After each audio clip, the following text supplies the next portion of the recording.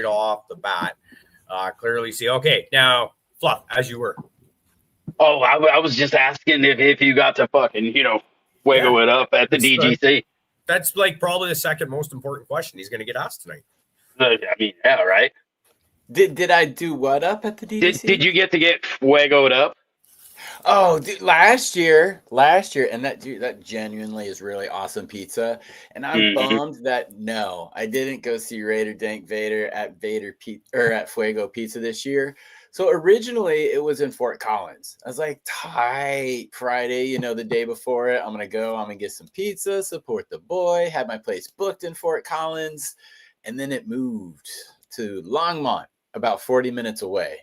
Oof. And I moved. Yeah, I know. Dude, the venue was amazing. It was worth it. But as far as my intention and plan to go support Vader and Fuego Pizza, that kind of cramped my style. I did get to see him though, so I was very stoked. I didn't get pizza, which I'm bummed about because it genuinely, guys, it is that freaking good. Fuck shit, dude. Yeah, if you can get it, but oh God. Yeah, he did show up Saturday. And I only saw him for a second. He was on his way out, but he saw me. He's like, "Hey, brother from another mother, what's up?" I was stoked to see him only for a second. And he was kind of doing some special hours. So I hope some people showed up from the DGC. But yeah, they moved the venue on me. And that kind of cramped my pizza style, man. I hear that. I hate when stuff like that happens. There's I want to be over there. It's not necessarily a food thing that you're wanting to do, but it just in travel in general happens, and it's just like, I guess that thing I was looking forward to has been stuffed. Yeah, I mean, luckily, there was free cancellation and stuff on the hotel when I booked, so financially, I didn't take a hit or nothing, but that was kind of a true disappointment, man. Thought about it after the Sunday thing, and again, 40 minutes one way, 40 minutes another way, dark, long day. On a fucking day like a cup or something, man, that's a long motherfucking time. Dude, it was a long weekend. There's usually after hours events and things going on, and kind of each night, people are like, "Hey, man, you coming to here?" And I'm like, "Old man." Nope. All I want to do is go back to my hotel. I want to watch some UFC. I'm going to chill with my goldfish. Yes. Did you get to watch the fight card this weekend? Yes. How was it? I was out and about doing stuff, so I ended up missing it. Right. Overall, I mean, the card was fairly average. There's maybe one or two fights where ooh, it was a great finish, but overall just kind of average. There was really good intrigue though, O'Malley and Merab. I really wondered if he was going to come back, but nope. Merab is really, the best man out there 2 times in a row, and he made it easier and faster this time. Was it a decision, or did he TKO him, or what was that one? I know he won, but that's about as much as my info on it was.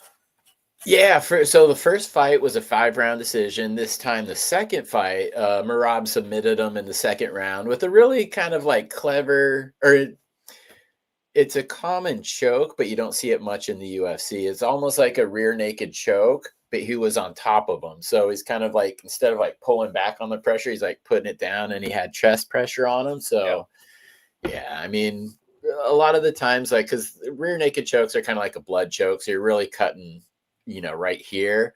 But when somebody gets that wrist bone in your Adam's apple and then is applying pressure, that's a whole different kind of suck. No. That is a whole different uncomfortable. Kind of it is. It's an uncomfortable feeling that you don't want to feel. Right?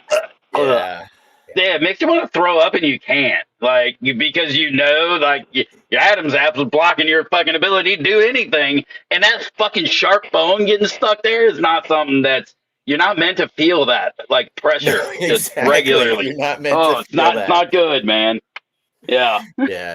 I don't think you're meant to have much of what happens in an octagon happen to you naturally, really.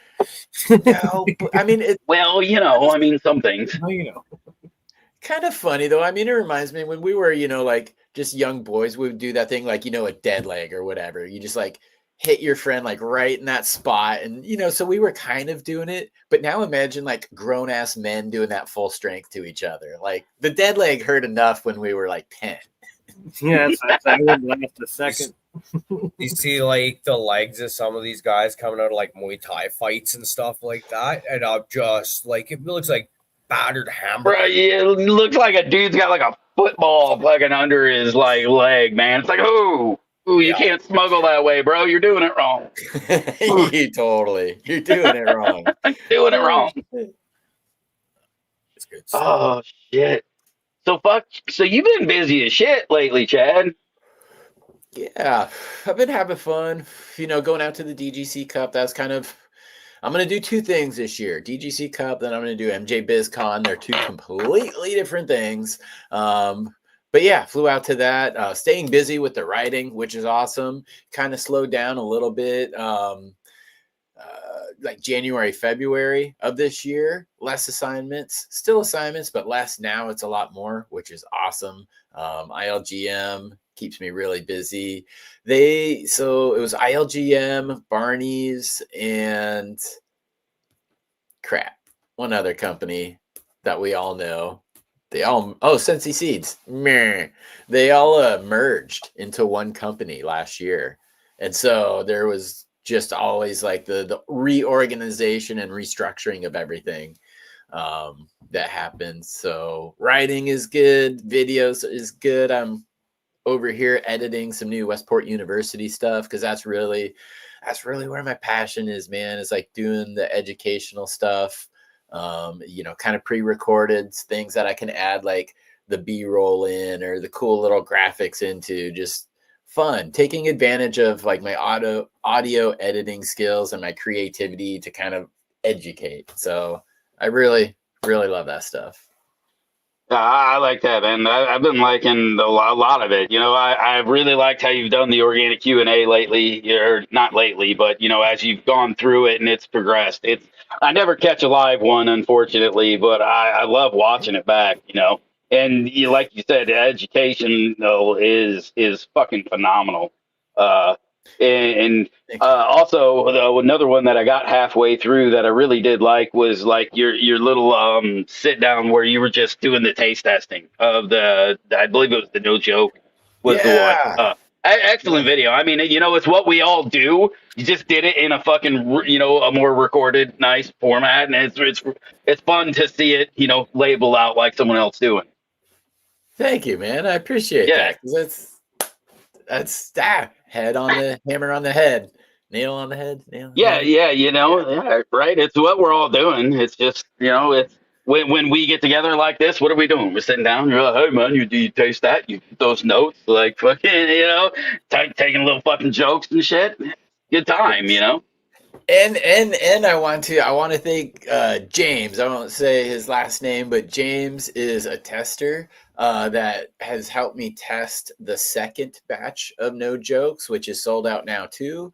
But even though I use the identical plants to make the first batch and the second batch, I just wanted to test the second batch too, just to make sure. And he actually came up with the idea. He sent me an email. He gives tremendous details. But he sent me this email. I was like, all due respect, I think you're missing an opportunity. It would be really rad if, people could hear what other people's smoke reports are about your No Joke, because I think that would help people make decisions. And I'm like, hell yeah, you're smart, dude. I should do that, shouldn't I? So that's where the idea came from, just to kind of compile some smoke reports, because it does help. We're really visual. So, people's grows on Instagram, we could be like, yeah, that would work in my tent, or like, yeah, that fits what I want to see in my plants. But that smoke report, that flavor profile and aroma profile we're missing. And, you can type it, you can text it, but when you see kind of like people's faces or how they animate their description of something, at least for me, it gives me a better sense of what we're really dealing with. And dude, that's pretty much all of this stuff is going to get you baked these days. So it's really the journey. How does it taste? How does it linger? How does it burn?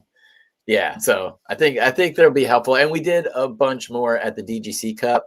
Brought some of the No Joke with me that was grown in the video, the last grow along, and got to share that with people. And we got some opinions back. But Untrained Astronaut's got all the footage, and he's going to put that together. Nice. Yeah, I mean, I don't know. I'm sure you've heard. We do a little grow off between us with our get together, right? And No Joke was the one that won, and Kingfisher's cut is absolutely amazing. And I like getting together with people whose palates are way better than mine because I don't have that where I can pick that up a lot. And so seeing how they judge it, where they're getting their smells from, and then when they make that, if I can actually get that or not, right? Or if I can get by the things that in my head are kind of getting out of it. So it's fun with those smoke reports to get that part too, right? Somebody who really does have a palate for finer detail. Yeah, I mean we all get things differently, and my sense of smell isn't that good. Like it's a fucking bull in a china shop, not a mosquito, So like my wife, it's great because she can give me little nuances. But for me, if I really smell something, if it slaps me in the face, then I'm like, okay, you're good enough.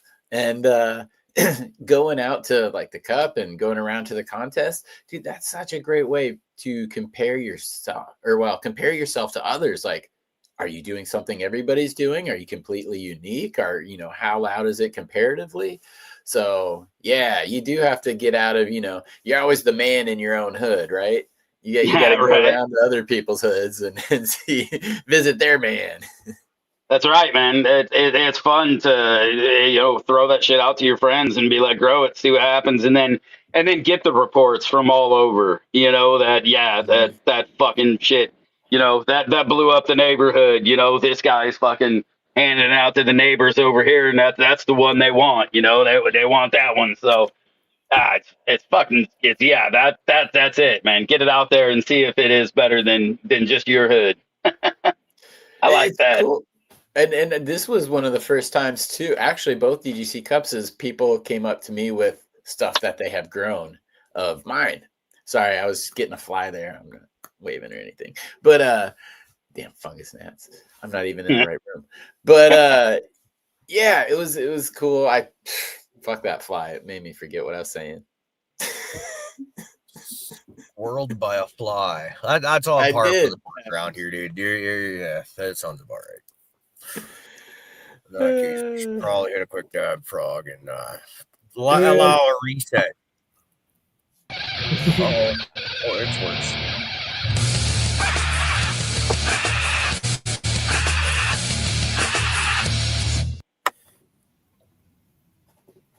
Oh yeah. Holla. Yeah. No, I'm dabless this week because I've taken a bit of a dab break. I find like I still need my meds, but I go hard on dabs for a while, and then they don't work as good as they did because you just like when you go hit the concentrates, where do you go up from there, right? There's no really where to go up, so cut that out for a bit. We're in one of those periods, so I'll just hit the joints real hard. By the end of the night, I'll be unintelligible. Sure. Do you? I feel like I get a different high from dabs and just flower. And okay, so you kind of feel the same, but they're helping like medicinally at least the same. I don't find it to be the same for me. Dabs, the pens, things like that. I do find that the closest thing to dabbing and smoking is the heavy dryer vapes, right? The ball vapes, these super high fucking calorie vapes. They are close enough to the smoking aspect and the dabbing aspect, like that it gives me kind of the same of both effects. But medicinally, when I'm out, it's got to be a joint. I find the ball vape will fuck me even harder than dabs. Wow, if you're doing massive dabs while it's hot. Well, that's what I'm saying. It's like both at the same time, man. It's like the high of a fucking joint and smacked at a dab at the same time, You get like the entourage effect going on with it too, where you actually will kind of almost feel floaty. You're just like So yeah, it's unreal. It's good stuff. But yeah, like when I'm out in things and I can't have one of them super high ones, like the joint is the way to go for me. You know, it has to be that flour. That the dabs don't seem to medicate me near as much. Yeah, me too. It gets me really high, but it doesn't seem to hit the spot for me as far as like my medicinal needs as much. Yeah, that's a good Yeah, one. yeah. But what's up, G-Bay? Oh, just it all works, man. I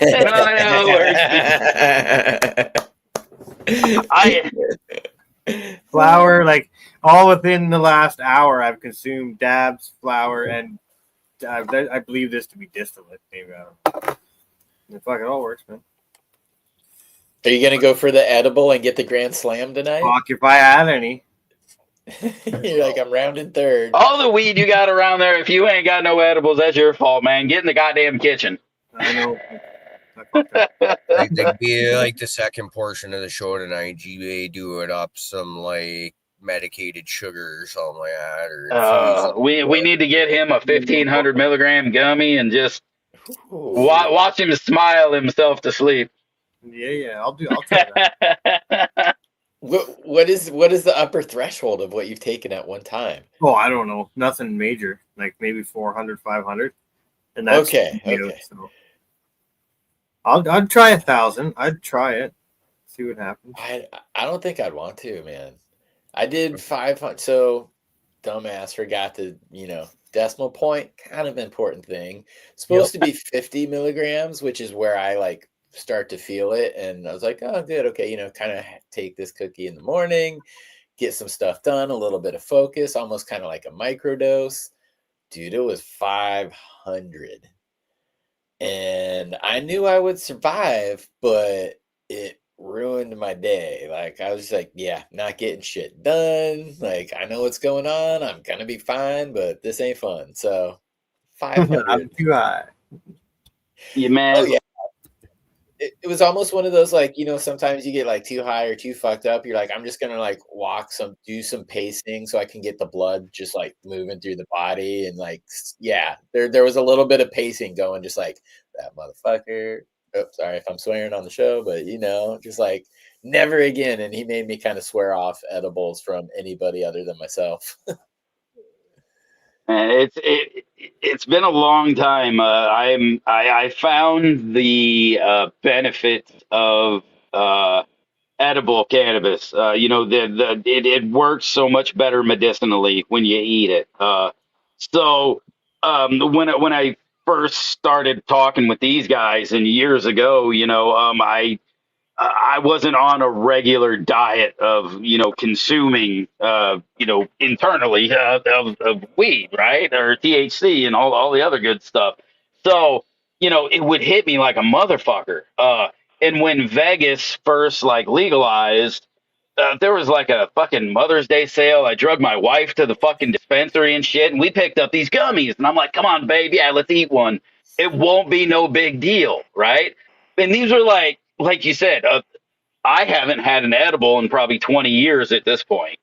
And fucking, I took a 50 milligram gummy, and my wife fucking ate half of it, luckily. But we're both like fucking zombies walking down the fucking strip, like, holy fuck. Am I keeping it together? Can they tell? I don't know. Yeah. Oh, yeah. Yeah, and it's just like, and I looked at her at one point. She just looks at me and just goes, "Don't." And I was like, "Yep." I was like, "I'll just keep walking." I was like, "Yeah, I got it." That's a hell of a place too. I mean, just a little bit of stimulation out there. Yeah. It's just all the lights and oh my god. Oh, and I mean, if you know where it was, we were walking from like mid strip all the way down to the fucking Luxor, so we had a hell of a haul to go. Like when that gummy kicked in, we were at the fucking Bellagio fountains, and we were like, time to go to the Luxor. Fuck. Wow. I've never been to Las Vegas, dude. This December for MJ BizCon will be the first time I've ever been to Las Vegas. Oh yeah, believe it or not. Yep. It's gonna be a good time. We'll see. Yeah. I'm glad I'm much older now because I would have tore that town up until it tore me up. So yeah. I was gonna say, lots of people say that, and then they figure out Las Vegas. The house always fucking wins. Oh yeah. Oh yeah. But Go there's on vacation, leave on probation. That's right. Exactly. I like that. Yeah, been there, done that. Got the fucking got the fucking never- record now. No desire to go. The arrest warrant or record to prove it. Yeah, Good weekend when you end up freaking wake up. I'll tell you what, they are some slick motherfuckers too. Don't like try to think that maybe you get away with smoking in your hotel room. If that motherfucker says that they're gonna catch you, they're gonna catch you. Yeah, I got the $500 fine. That motherfucker told me when I lit up in the room, what quadrant of the room I lit up in. Like, they weren't fucking around. And I was vaping a fucking, like, a dry herb vape. I wasn't fucking smoking. And so, yeah, I was. Wow, bro. Yeah, that brings up a whole slew of scary questions. Well, I saw the detector too. I was like, hey, that's a new looking thing. I ain't never seen one like that before. And then all of a sudden it started flashing later that night. And I was like, and my wife said, hey, we got an email saying we got the fucking smoker fee. And I was like, motherfucker. I said, there it is right there. Shit. So at that point, do you just start fucking chiefing it up in there? Because you're like, hey, yeah, you done got the fucking fine, man. Let her rip, man. Exactly. What if it was like movie Demolition Man, where he's swearing into the machine to make the shit tickets, and it's just like every time you vape up, it's just like bing, bing, bing, bing. $500. You need another rolling paper. Yeah. No, I think that's a one-shot fee that I know. So yeah, 3 shells. Fucking 3 of them, man. Yeah. What do you do with these? Yeah. Right now at the hotel we're staying in for work, we've been here for probably a month and a half now. One of our younger guys, I guess there's the hotel has a picture of him with his body hanging out of his hotel room with his bong blowing a food out. He's smoking in his room. And it's just like, I think the fine here is $200, so it's not quite as steep. But it's just like our general. Fucking agree with that, man. It should be a $250 fee instead of a $5. You ain't cleaning shit, goddammit. No, it's weird.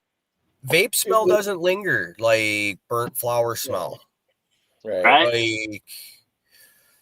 Like their smells are not the same, because you all know the smell difference between a bag of weed and burnt weed. Like, it's the same kind of thing with vaped weed. It smells amazing, like just terpenes in the air. Yeah. I kind of wonder if it being legal, and actually this applies to my trip too. Wow. More people know what it smells like, because when I used to travel before it was legal, I would always smoke in the bathroom. I would always turn the fan on. I'd always smoke. I'd always do it there. And I never got a fine. But since it's legal, I've never smoked in my room, because I'm like, yeah, they'll probably catch me. I can just walk out the door and find a quiet corner of the sidewalk. So I didn't smoke while I was there. But as I was walking back to my room one morning after breakfast, the people are cleaning the rooms and stuff. And I didn't quite understand the language that they were speaking, but the lady was sounding kind of upset, and I kept hearing the word marijuanas in the conversation. So I kind of only imagine what went on in that room.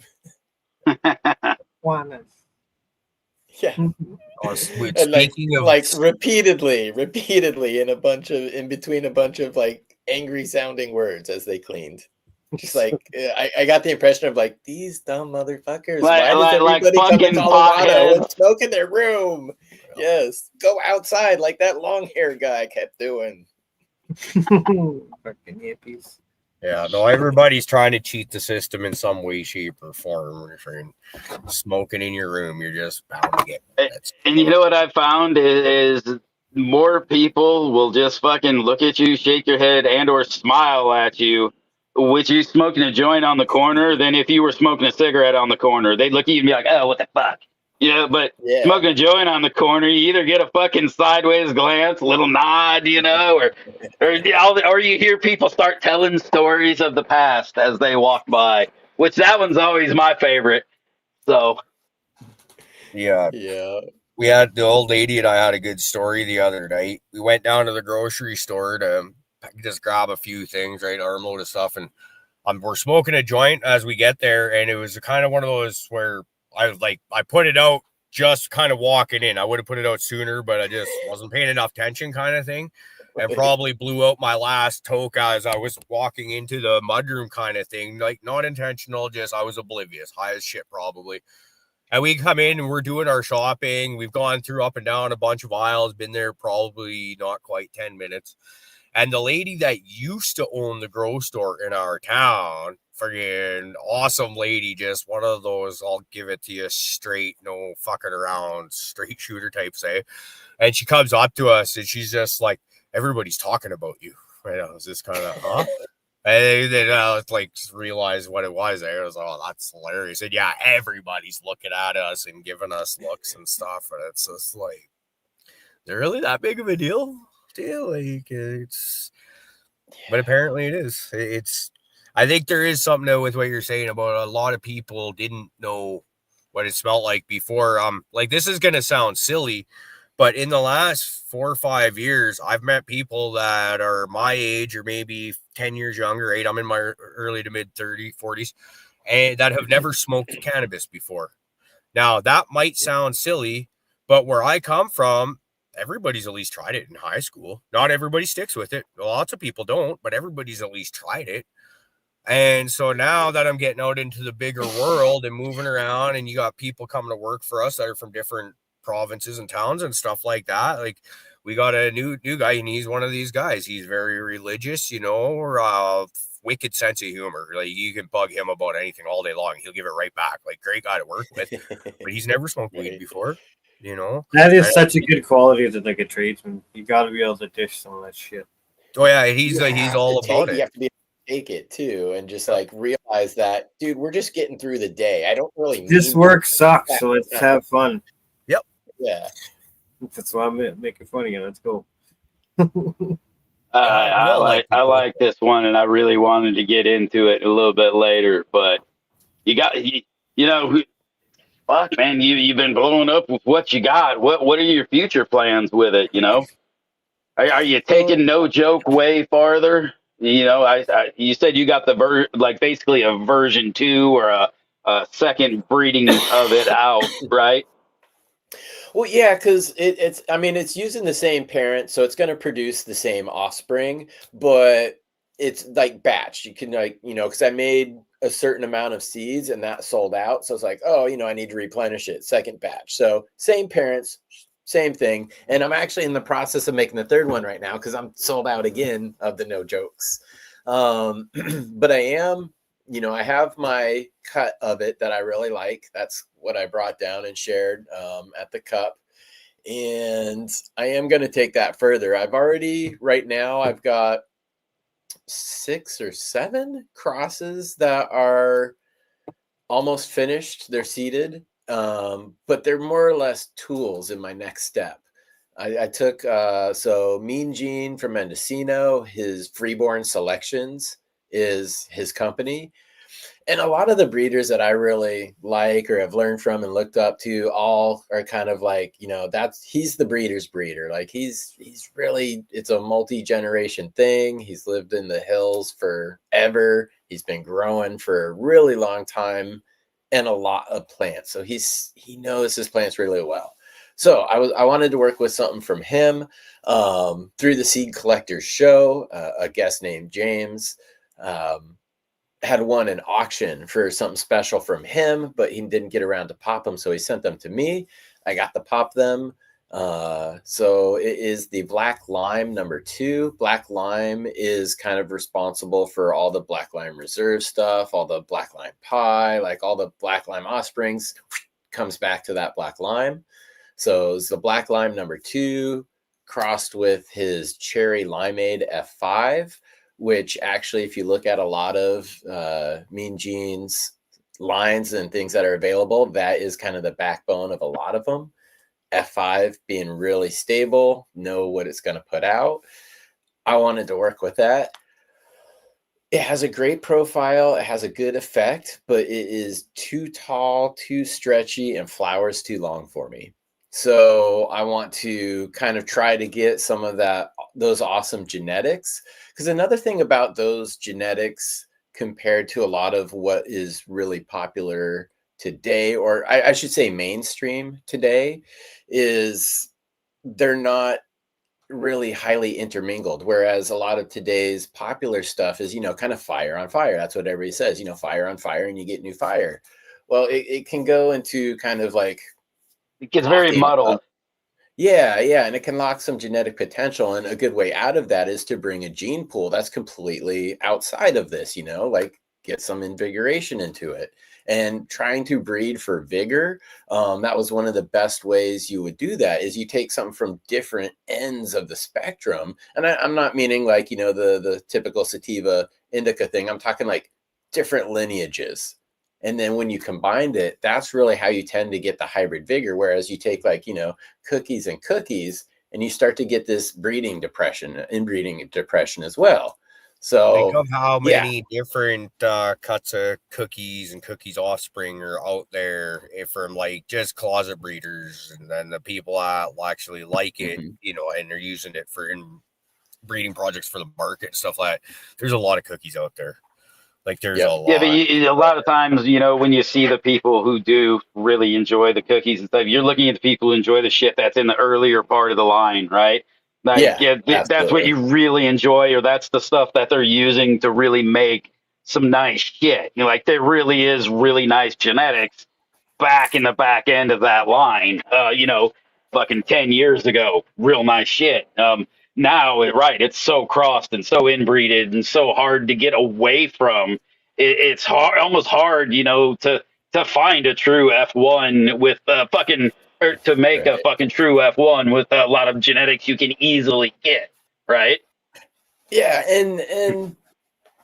um and yeah, like so I'm kind of changing I want to work on a different profile too. I want to work on like Yeah. gas type of stuff. I think this pheno of the no joke that I have, it's easy to find.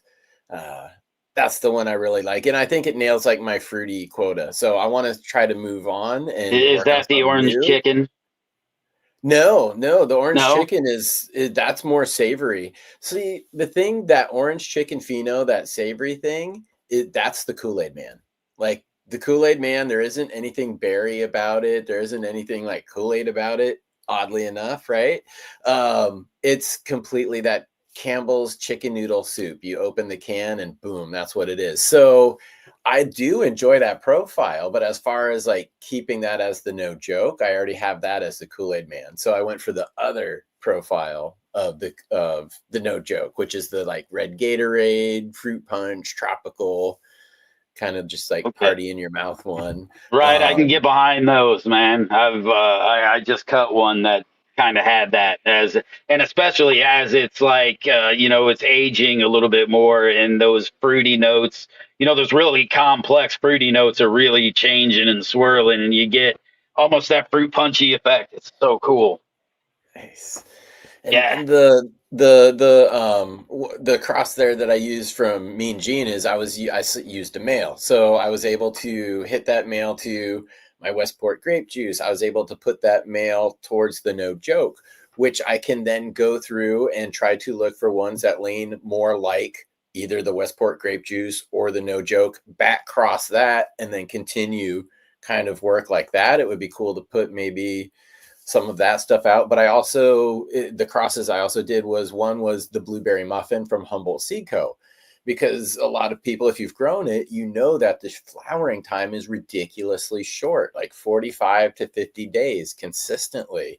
And one of my goals is to bring the flowering time down of the male. So by taking one of the shortest flowering plants that I know that is also quality, cool, I can then go through that offspring and see maybe what's going to flower first, and then, finish first. And then that will lead me to the next step. Because right now I'm making a lot of tools. It's a lot of those conscious decisions when people are asking like, so why did you decide to work with that? It's like, well, I've got something I really like in that, that Mean Gene selection, but it's longer than I want. So I took something that I really like that is very short flowering. So tools, I'm trying to make a tool to then go to the next generation to add my own spin on. Like I might cross that to the Westport grape juice if I'm still looking for short and stocky, maybe trying to bush this out. And then also in there, I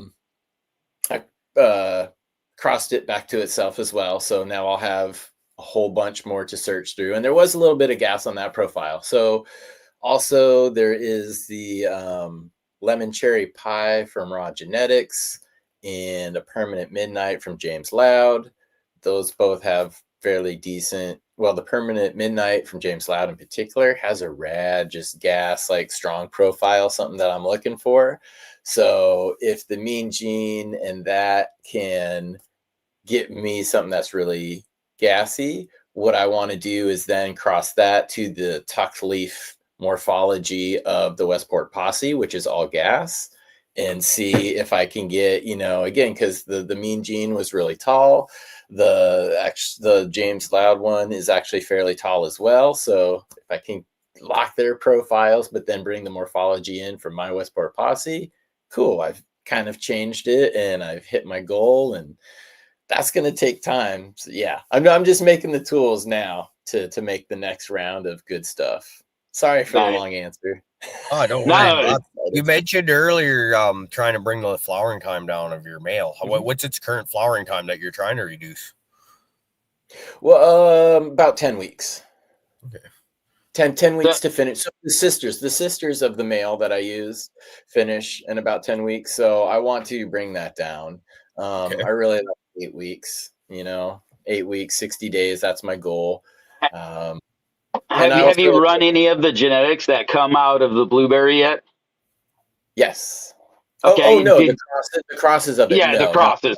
No. I was just wondering, when I've heard people who have talked about using specifically like the blueberry to shorten flowering time, they found out that the blueberry was just a real fucking bully. You know what I mean? The flavor profile really it's like fucking, that's mostly what you're going to find, it really does bully things out. And I don't know that personally. I've never worked with it, but other people I've talked to have. That's one of the, when I hear, just trying to speed up flowering time, I'm like, that's the first one I think too. And then I hear all of those comments come in. And I'm like, all right, well, it's only if I'm going to go in that kind of berry route, because. Yeah, I mean that's real. I mean, you hear a lot of people say, "Oh, it's got jack terps." Like lemon is one of those profiles that just seems to be dominant when it passes on to things. Fucking train wreck terps. You remember trying to fucking work with that shit? It fucking everything comes out. Just what was that? Just more train wreck.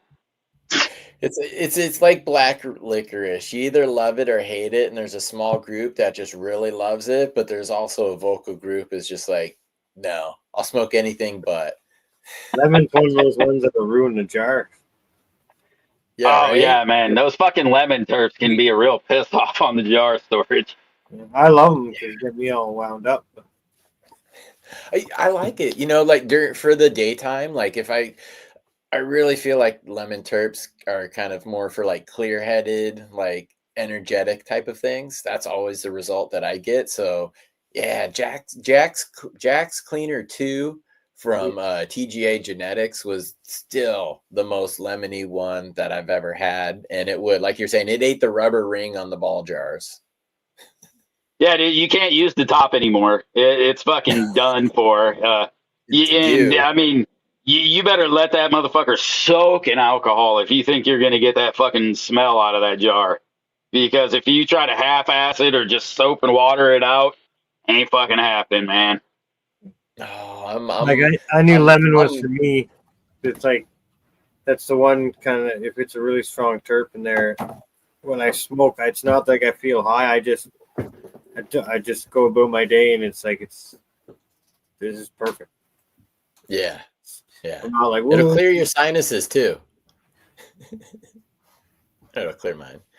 So it's a good gas one. That's kind of a good way to like assess cannabis or terpenes. Like even if I don't, and this is the not the interpining, Interpening. There's a really awesome school. Anyways, butchering it. But they talk about, and I guess this applies to cooking too, and anything you smell. Stoner.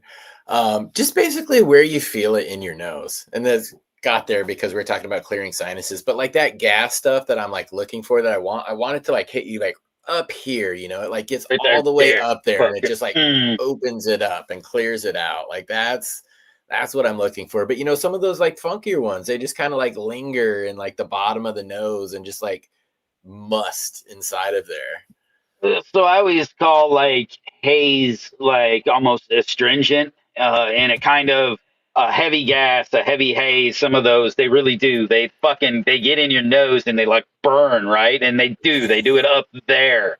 You know, Yeah. like the one I have now, it kind of hits you right before, like right under your eyes, right there, and it just fucking sends it, man. And it's like, but yeah, and I associate that with an astringency, you know, to the nose, and it really gets it up there, and it opens shit up. So Yeah. It's one of those weird things. It's like once you start to, or just experiment. Once you're aware of that, you start smelling things, and you really will. You'll notice how like different levels of your nose, and who knows, that may lead somebody to finding the one that's more like medicinally beneficial because somebody could be playing the strain name, and you know he's got 5 things that all have the same freaking name on it, but they're truly different things. And so, how do you go back and be like, well, I want this one because it worked great for me? right. So just another method for people to, you know, kind of pay attention or clue into it because it's all a guessing game, man. We're learning every day. But you know, and I think the best advice I ever heard is when you fucking smell it, you go, ooh. That's what your body wants, right? That's what your fucking body wants. So notice that, right? And you notice that because, right, I always laugh that the stuff I want, it's like barroom fucking dumpster, dude. Like, that's the shit. Every time I smell it, I'm like, fuck yeah, I want to smoke that, man. And it's not It's like because I think that sounds delicious, but when I smell it, it makes me feel better, you know? And when I smoke it, it really makes me feel better. But I love that shit. I like, got you I know, got handed some GMO at the cup, and I've not had really good GMO for a while, and I am so happy. Like that definitely, I gave it to a bird and it brought it back to me here because yeah, I was stoked. But it was foul. Like again, the work that I've been working on lately has really been fruit focused, and that's what I've been. So I haven't had enough of it in my life. And yeah, somebody's like, here, man, I want you to try this. Here's a bag. And it was the GMO. And it was so wrong. Like you said, just like the smell is wrong. Like you like that type of thing. If it was anything other than weed, you'd walk by and be like, oh my God. isn't But it funny how because it's that weed. works though? Like I work in a physical industry where we sweat and you can't help it. But and when a guy walks by you and he stinks like freaking armpits, you're like, dude, what the fuck? You didn't put any pit stick on today or whatever, right? And it gets to the point where we'll get snappy with each other because you know there's no reason for that kind of thing. But you hand But a butt crack off, open up. and it's like you want it, like you know, it's you're attracted Yeah. like a tractor beam, and it's just so funny how that works, like. Right? And You crack it open and fucking you can smell that dude and be like, what the fuck? Crack open the thing, smell the same exact thing right here and be like, we're gonna smoke that. Woohoo! And it's like, what the wash fuck, your man? ass. Yeah. Wash your ass. We're really good at descriptive too. Like some people are not the most imaginative people and they just are very vague, but you ask them to describe that, you know, it's like the rotten sea flesh in a sunken treasure chest wrapped in gym socks that were puked up by a dinosaur who'd been shat out by a larger one. You're like, wow, that's a good That only works description. after they've been smoking that specific strain, though. Yeah, right. Oh, dude. I don't think I've ever Hot heard hobo. this Kurt profile before Skunk Cape. That one's brilliant. Yeah, I'm down for that. That might be a little too funky for me. I don't know. I'd have to give that one a whiff. let's just say I'm intrigued. Send it by Yeah, me, right. and there's a good chance I'll be down for it. We'll see. I'd try it. So, I'd give it a whiff. Yeah. Yeah. so moving forward, you're really looking towards like those gassy profiles, huh? And then like, or just funky. Yep. Yeah, and the kind of it'll be fun for me, and I might just put these out, just like a little, almost like a nerds box or like a this and that, because I've taken the male from that Mean Gene and put it onto my Westport grape juice. Now, because I'm making more of the no joke, that means I have to reverse the Westport grape juice. So I'm actually reversing the Westport grape juice and putting it on the female of the Mean Gene. So I'll have the Both same ways. two parents but That's different awesome. ways. And I think that would maybe be interesting for people to be like, ooh, you could get with this or you could get with that. You can kind of see where things go. Do both. How many pheno hunters out there will probably try both just to see? Yeah.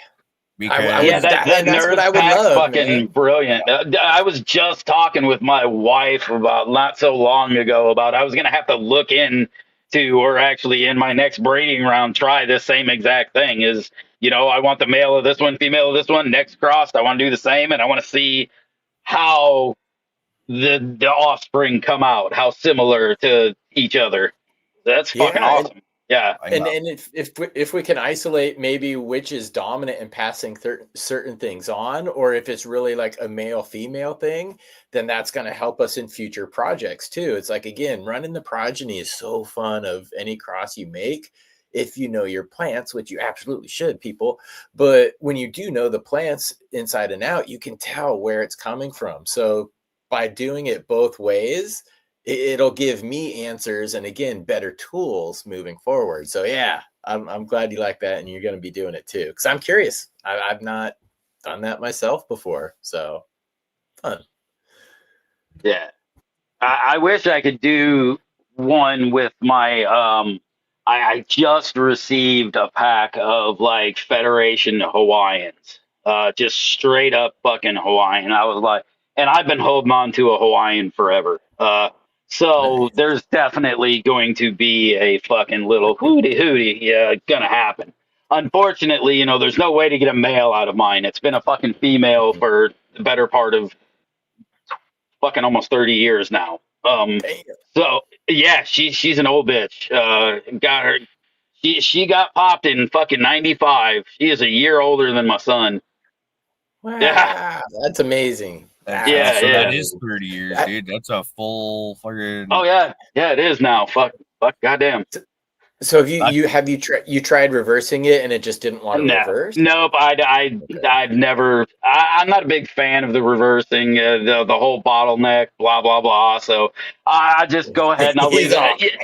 Yeah. That's an old genetic, man. I don't want to bottleneck it. So if I do anything, I'd rather just hit it with an open male and let the expression come out and then search through that.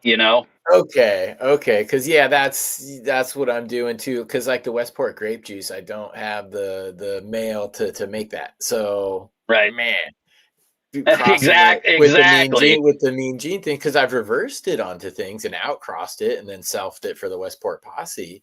But by putting that Mean Gene male with it, like it'll give me selection to go through and maybe get something that's spot on for what the current female is. Because the Westport posse, I thought it would.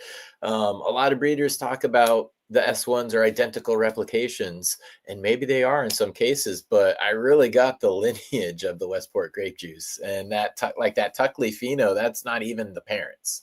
So that's a generation or so back, but that's the one I'm looking for now, and it pops up at least 1 in 10. I think about 2 in 10 from the numbers, so I should be able to find that, but that'll be for me working the gas stuff.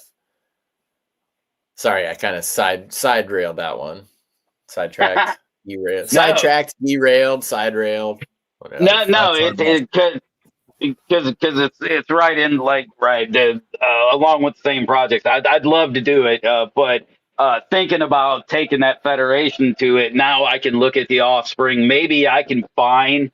I know that Hawaiian well. I've picked it out of many plants when somebody handed me fucking cut, and I'm like, nope, that's my girl right there. Give me that. Like, you can't sneak this one by me. So if I can find a male that came out exactly like this female, it would be something that I would definitely be interested in looking in. But I would have to, leave that progeny opened up like that so I can try to find that male that is very, of my Hawaiian kind of dominant, or at least similar.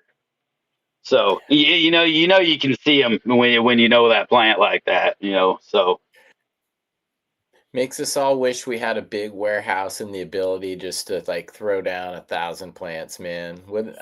Actually, I wouldn't even want 1,000. Just like give I me know. 100, maybe 250 at max. Like ideally 50, but I'm still. I'm right there with you on that one. Like if I could do an actual 50, an honest 50, right? Like I searched through I don't know how many to get these 50, right? And then I'm Mhm. raising those. So it might have started it as fucking 200, but they get fucking cold quick. Yeah, I'm in the process of doing that now. So I just went from I got about 26 right now that I've got up that I'm gonna start just seedlings. It's kind of who popped first, who's doing good, who wants to live.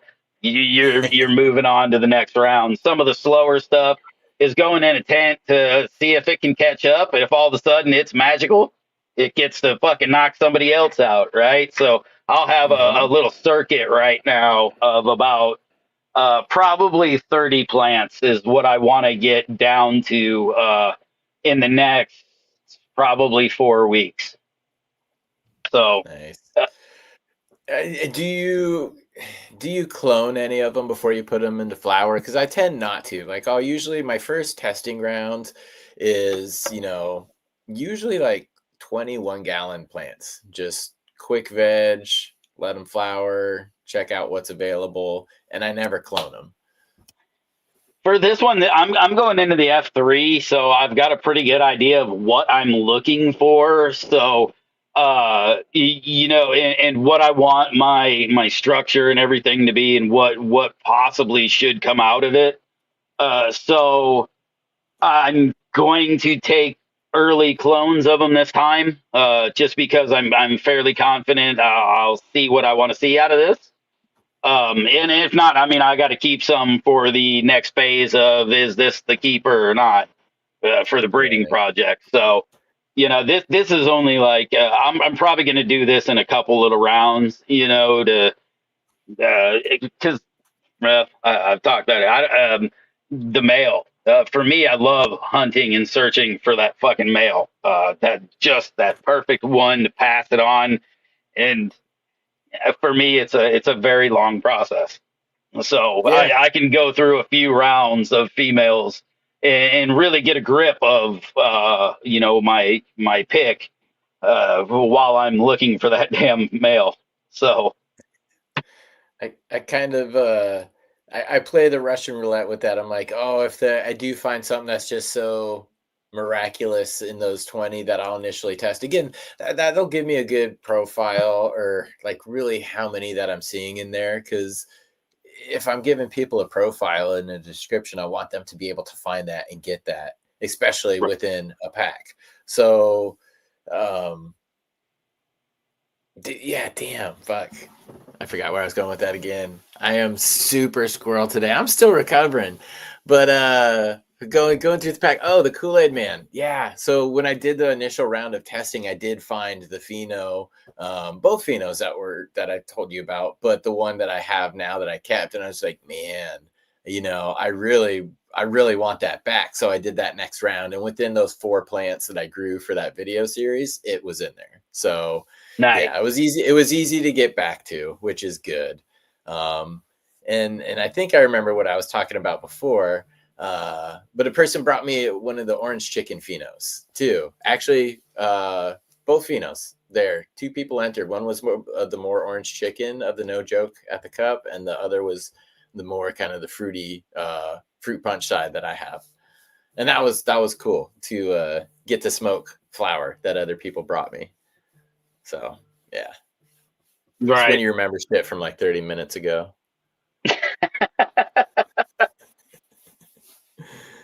Hey. Oh man, but no, hey, that's fun. I know there's going to be at our camp this year. There's going to be more than a few people with the no joke there, so that's fun. Yeah. It's fun to get it around to hear it all. Like you said earlier, man, to hear all the testing on it. It's one of the biggest.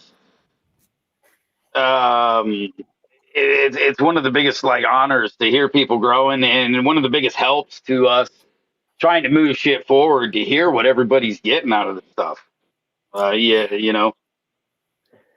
Yeah, and that's, I've seen people grow in your stuff as well, tagging you in posts too, and that is so valuable because again, that's feedback for people to Yeah, see because we could put up the examples that we can do and we could do that in the timely manner that we are, but when other people do share that stuff and they share their level of excitement and they do tag you in the post and you're just like, yes, thank you, that is so awesome, because there is a sense of pride, but also it lets other people know. And there's things and I probably can't test at my house, or I won't Mhm. test. I got, Absolutely, there is. Ty's got my shit out in fucking the desert right now.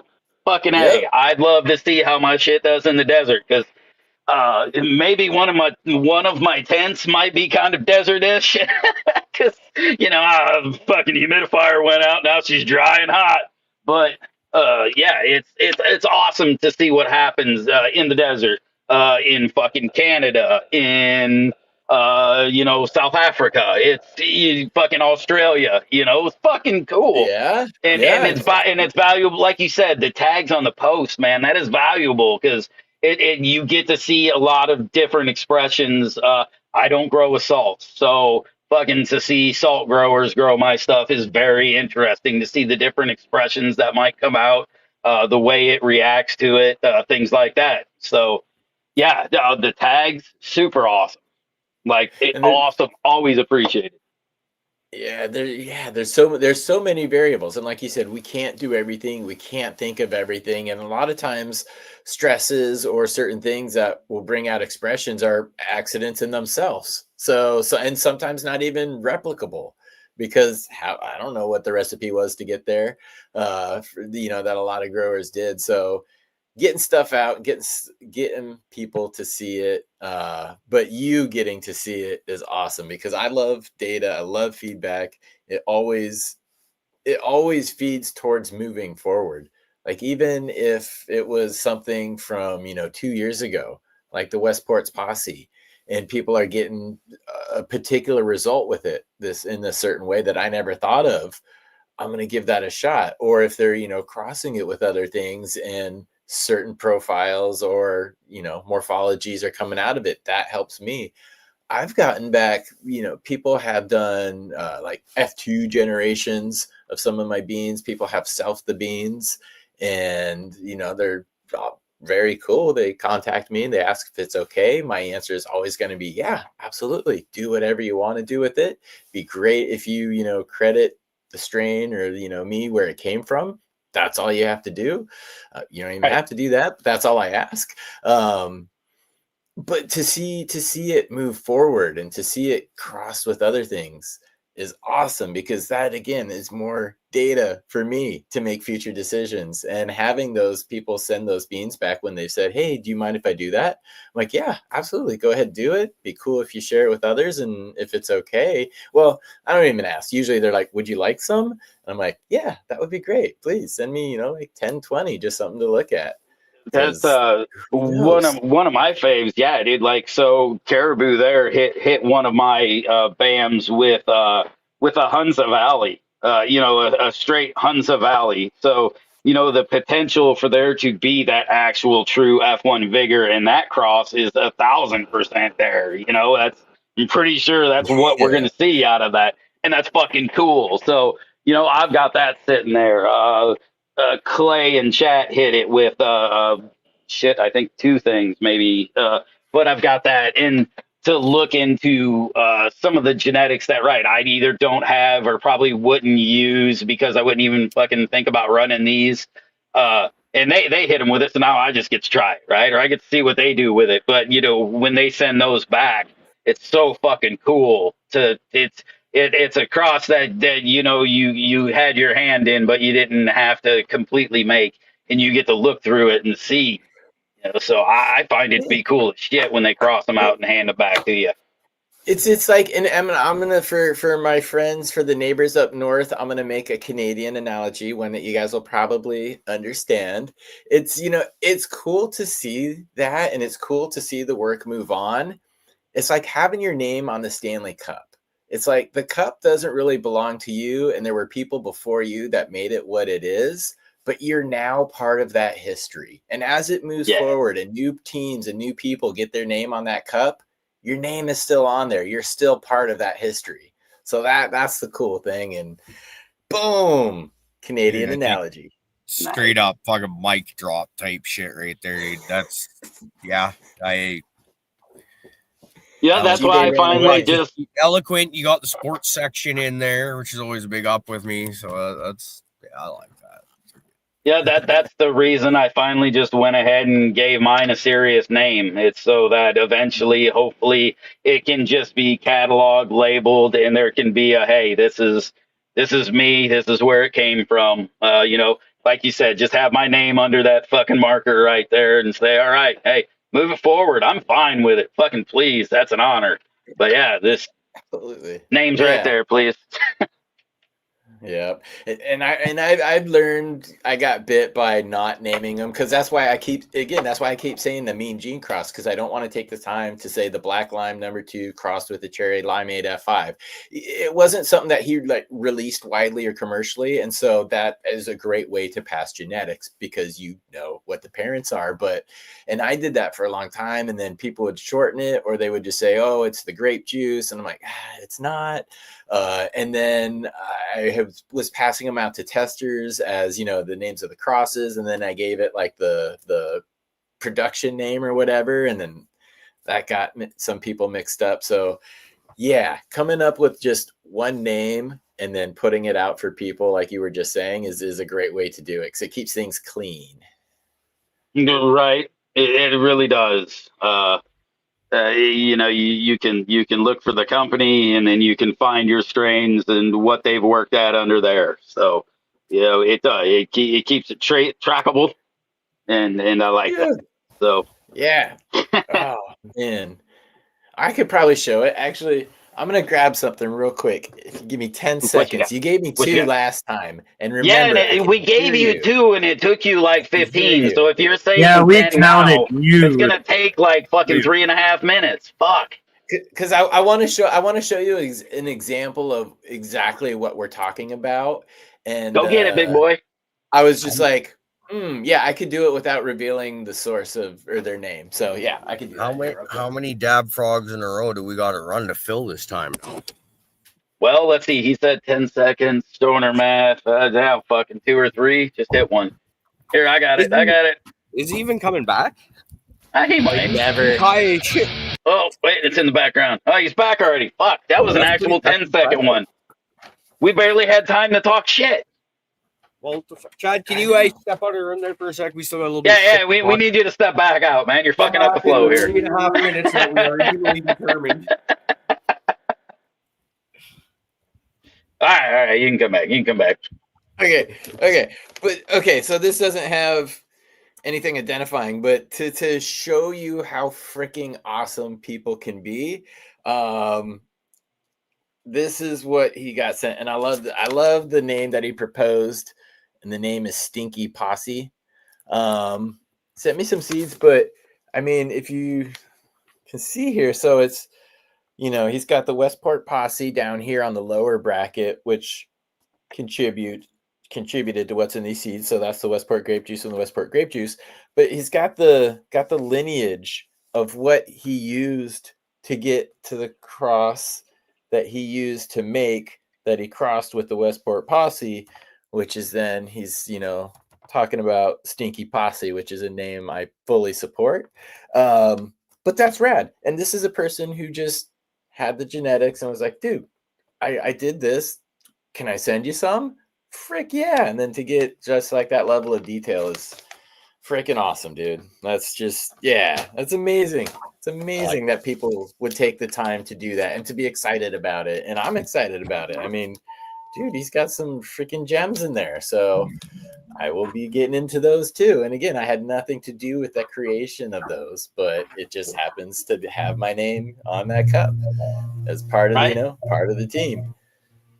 Well, and the one thing that I'm working towards is when I started, I found it was because I found a medicine that worked for me. Right, I found one that just hit that healed, and I was like, that's my shit. I got to work with that.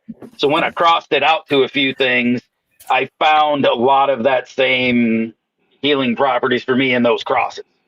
Some more than others. But to be able to pass it on and to be able to have effects that will be consistent is what I really want to work. You said it earlier. When you move something towards getting into like the F5, you're going to be able to tell somebody you're going to get these. It's going to kind of grow like this. You'll have about 3 fucking differentials in there. You'll be able to really kind of tell somebody what they're going to get out of that pack of seeds. And I really want to move towards that. So I can say, right, for me, this is what it helps. This is it. We're not doctors. I get that. And I'm not trying to say this shit in any way, but right.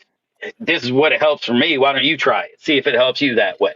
And if it does, then I want it to be there for you, in later generations, in different flavors, right? Because I know how bored I get with just the same old shit.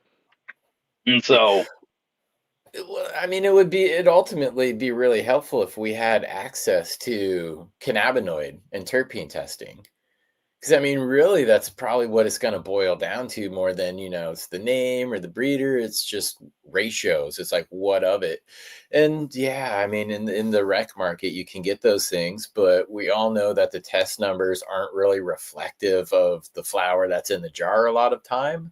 So it's misleading. If we were able to do this, like if you had something and you grew it, and you can test the offspring, like my CBD projects, they're all just one generation installed because I can't tell which of the offspring has the CBD and at what ratio and what percentage. I wish I could. I've crossed Harlequin to a lot of things, but I can't go any further because I can't confirm CBD in the offspring or to keep trying to lock that in with the other traits from the other plant that I was bringing into it. So in CBD, it's one that I want to work forward with too. The cherry wine specifically, because it's just flat out one of the best ones I've ever had. When you talk about pure CBD flower, man. There you go, right there, bud. Hillbilly Herb, man. Holler to Hillbilly Herb because this is my jar of cherry wine that I have sitting here. Yeah, I'm stoked. I don't want to get you age gated or anything like that, but dude, got cherry wine seeds from Hillbilly Herb at home that I've been looking at for. Yeah, do it. I looked at them for a while. I knew I needed CBD in my life. And then I was like, I really want to pop those seeds because I really do want some CBD flower. And it does actually hit me different than my CBD from the vape because that's always been how I've been getting my CBD because you could get it in a high quantity really easily. But I'm moving further and further away from my vape pen. And it's only for times where, like we're on a walk where we can't smoke a joint or something like that because they're really discreet. And I could get high doses of CBD, but I just had to I wanted some more flower. And yeah, this does hit a little bit different and better. So grow it, dude. Grow it. And just like big ones. Really big mine's ones. going out for expansion this year. I got mine a few years back from Dankovich. He sent me some from his run, and it's fucking wicked. I tried all the progeny from it, and it's going out this year to get expanded. Whatever's there is staying. All males, all females.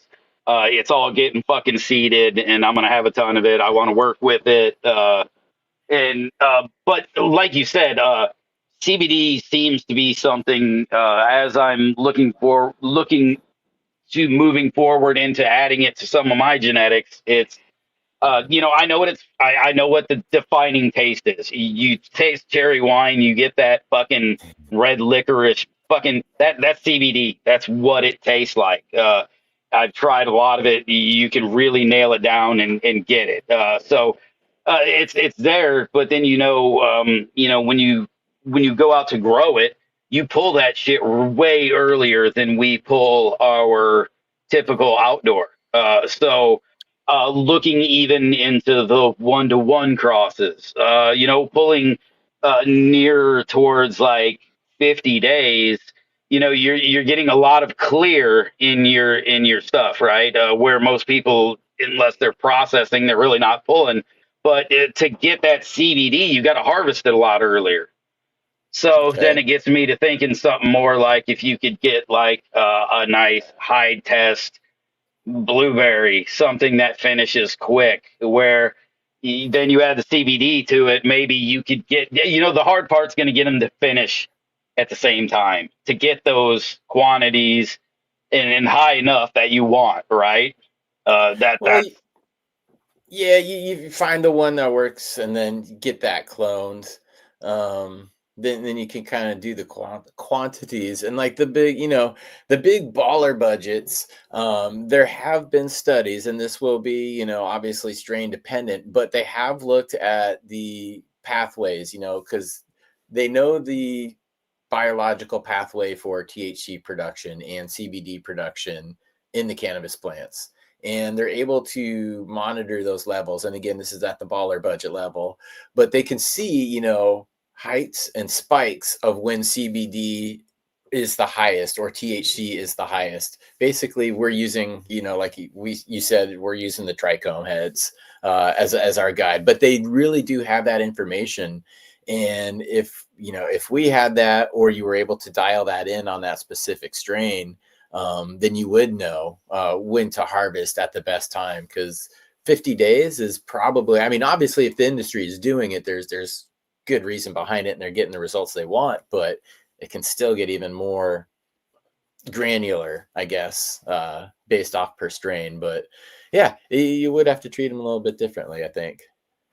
Yeah, and so trying to think about dialing one in that's properly, it's got the proper medicine in it, for this time frame that works for everybody. It would be interesting to get it dialed in. So it's what I want to play around with. I think it's going to be fun. I want the private person to be able to get that cannabinoid testing, because as you were talking, dude, if I I've could bitched about introduce this a like ton. CBD into everything I do, I would. Like, I wouldn't necessarily change the THC percentages or drop the THC percentages or anything like that. But if I could I just just up inject the some CBD CBD, percentages. yeah, Yes. or other Yeah. minor cannabinoids, I freaking absolutely would if I could find Yeah, that if I one could figure plant out how to grow a 30-30, fucking, we'd be there. But it's just not physically possible for the plant, It's not how it works. Yeah, we don't have the baller budgets. Yeah, but It'll be no, like, manipulated. dude, I have bitched about testing because here in Illinois, I have a testing lab that's like fucking 15 minutes down the road that does all And the testing here in Southern Illinois. do And you I have went to have in. a license though? Do you have to have a license for You them to have touch to your have a flower? license to get Okay, tested. same thing. Okay, Yeah, same here. but we had another guest on here who made a very valid point. He said, "Do you have a medical license?" I said, "I do." In Illinois, you have to have a medical license to be able to grow, right? Mhm. They may have changed laws, but so basically, what he's saying is you have a license. Your medical license is your license to grow. So there's no reason I can't slap that fucking medical license down and say I have my license, test my product. I haven't Okay. tried it yet, but Yeah.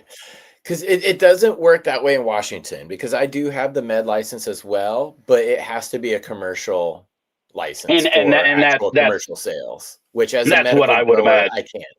Yeah, as a medical grower, I can't. It's just medical license here means I'm personally allowed to grow, up to 15 plants. Doesn't mean I get to participate in any of the legal market or even And the that's quote unquote exactly med how I market. figured Yeah. ours went too. Yeah. So It's different. Hopefully for you, it's different. I mean, that's a nice loophole. I mean, you say it technically would be, less. wouldn't it? What does it say on the paper? Yeah, I But, mean, it would be a nice little technicality. But one of these days, I'm gonna get fucking wild hair up my ass, get real good and stoned, and be like, all right, listen here, motherfuckers. I mean, that's the old, the joke, and I've known people who have done it, and I'll joke about it, but like cow tipping, I've never really done it. But the joke is, you can always send your THC sample to a hemp lab, and they'll tell you, boy, this is really hot. It tested at this percentage, so you can always find out at least once. Right. Yeah. That was the one I always laughed was I was like, I'll just go get a fucking hemp license. They're pretty cheap here in Illinois. Then it opened up for me to like literally farm the whole backyard, just lay up some shit, piss the neighbors off, And then, when I send in that sample and it's hot, it's like, oh fuck. But the problem is you got to destroy all the products. So yeah, having that license and I would be able to test, but that one test wouldn't be so great.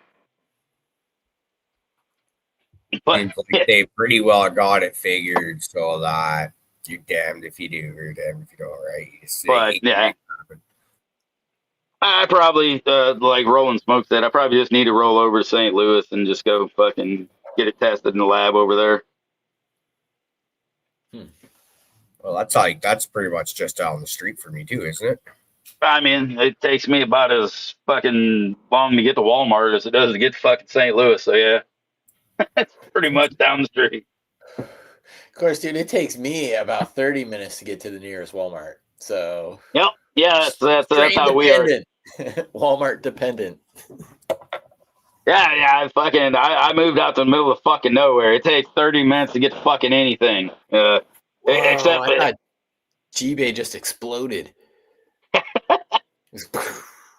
Just a fucking hey, it does almost look like the remastered Star Wars explosion. Remember when they put like the rings around the fucking explosion on the Death Star? Well, it's got kind of that effect going on. If it close the tent and then reopen it, and then it'll do the light thing, and it looked like he exploded. He opened the tent and it was backdraft, and it went whoosh over him, and then it like brought the light back. It was some like poltergeist shit in the end. Yeah. Say something, G-Bay. Are you real? Oh yeah, it's all good. I'm a little blinded, but all are a little blinded. Checking on the ladies there. I put an extra light in there, and I don't know if they're liking it or not, but I did dose them with a bunch of water the other day because I dried them out a little too much, and they're a little clawed up. But oh well, they'll be fine.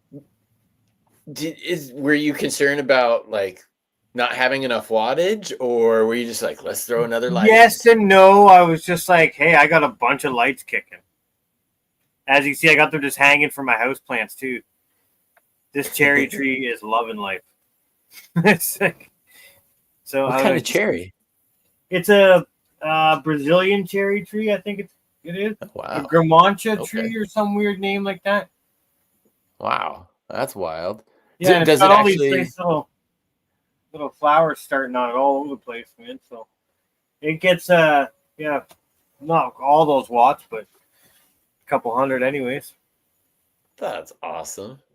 Yeah, I got a whole wall over here, a bunch of stuff. Monsteras and money trees and I want it so if hanging around. If I had the property and like the farm, I would definitely have an orchard, and I want like Rainier and Bing cherries, because one is not self-pollinating, but those are my two favorite kinds of cherries. So when you said a cherry tree, I'm like, shut the front door. Yeah, a friend of mine brought it down. She was like, I don't know, it's like not doing the best here. So I put it here, started taking care of it, and it's kicking ass, man. So it's always amazing when someone's like, man, I got this plant that ain't doing where the fuck, and then you take it home and you give it a little water, and you're like, well, did you look at it at least once or twice a fucking month? That would have been helpful. I think your cats were fucking with the main here, right? Digging it up and everything. Using it as a litter box. Yeah, probably. Cat piss chirps. I don't think it's good nutrients, cat shit. But yeah, loving it now. I can't wait to see what these little guys do because like there's got to be 100 or so of them now. They look like they're going to be flowers and then maybe fruit. So we'll see. They're supposed to drop cherries, so like these little plum tasting little cherries. So That's awesome. yeah, Yeah. I guess I'll put it on the back deck. I don't know. It's a real sun. Dude, that'd be rad if it actually did end up flowering and being able to produce fruit for you. Oh, Yeah, 'cause it usually takes a few years at least, but who knows? Who knows with the Brazilian one? Because I don't know. I've heard Yeah, they make some neither. like dwarf fucking indoor self pollinating shit, but I don't know, man. I fucking try to grow trees indoors and I kill them. So That was our concern, that it would need some sort of pollination. well, that's typical for cherry. You need at least and it needs to be like a cross pollination, I believe, doesn't it?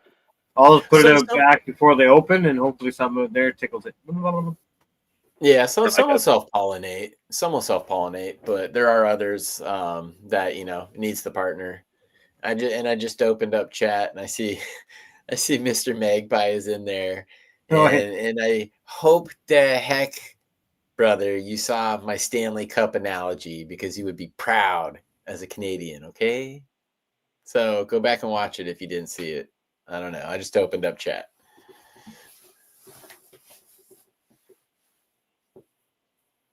Yeah, I'm kind of on the same schedule. Mr. Magpie just said in the chat there's 7 p.m. to 7 a.m. off peak hours.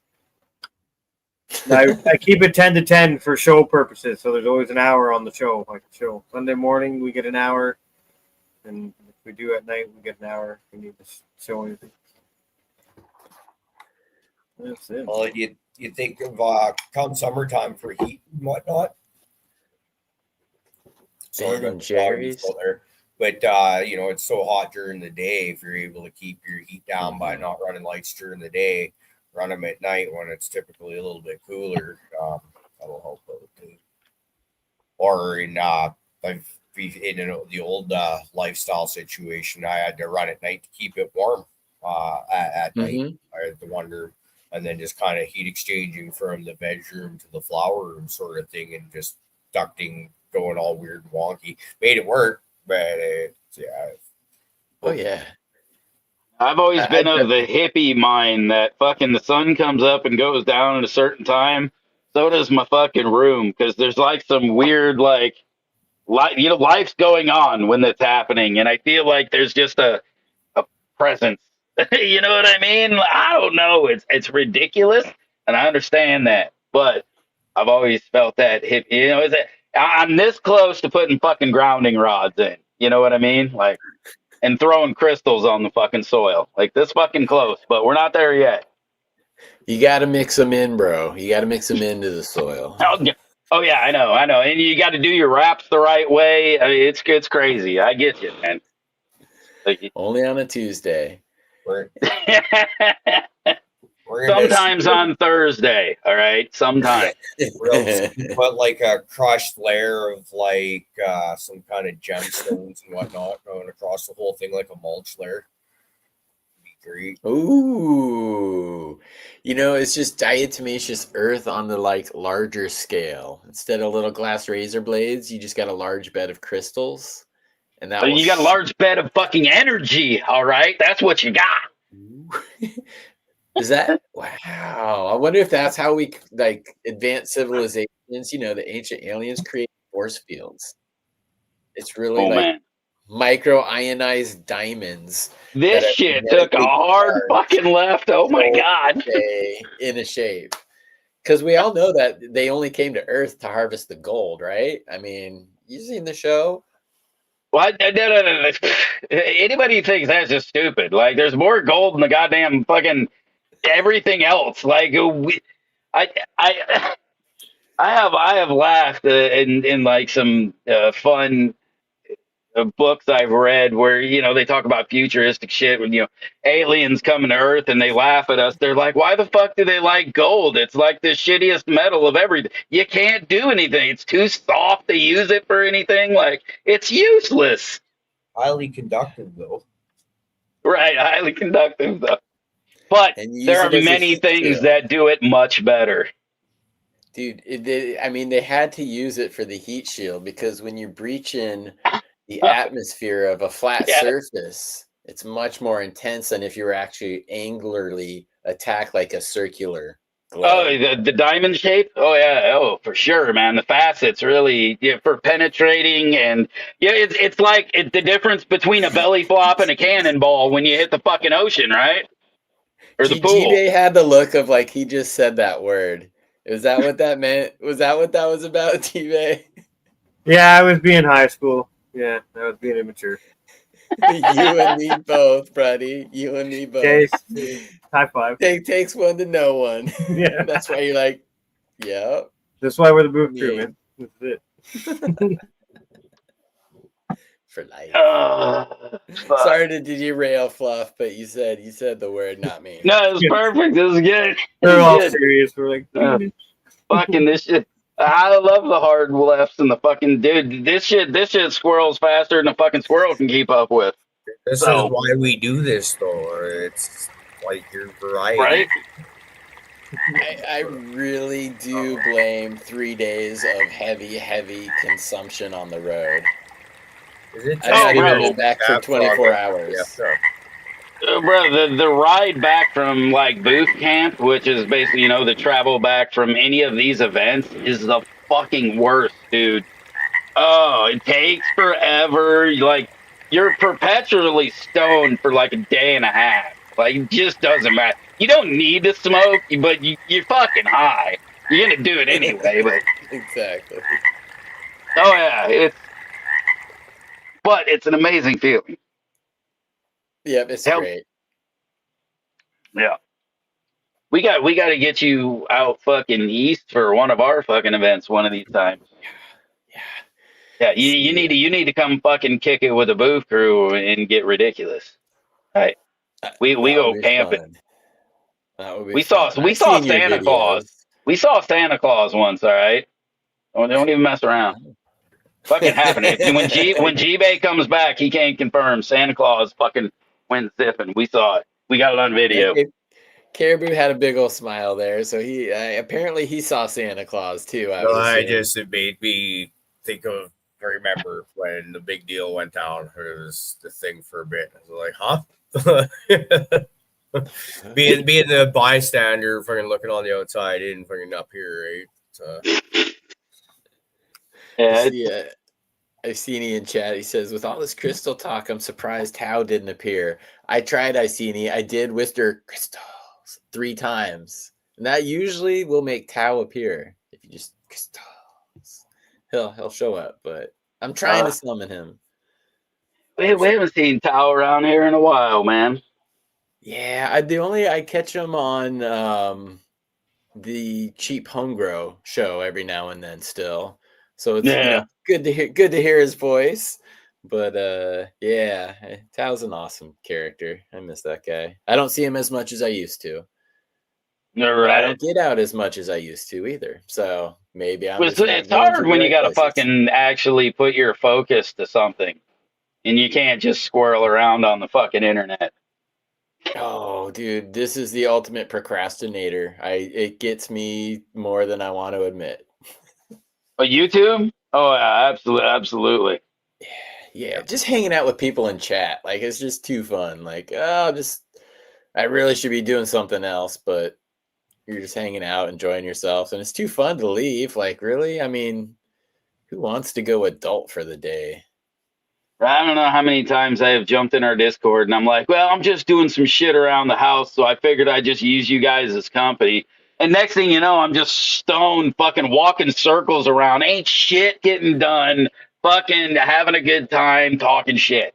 Like, I was like, well, I don't know why I do that. I know every time I come in here, nothing's getting done. One day I was like, oh, I'm going to edit one of my woodworking videos. I'm like, ugh. And I was like, I'll jump in with the boys and talk. Yeah, try to fucking edit a video while talking like this.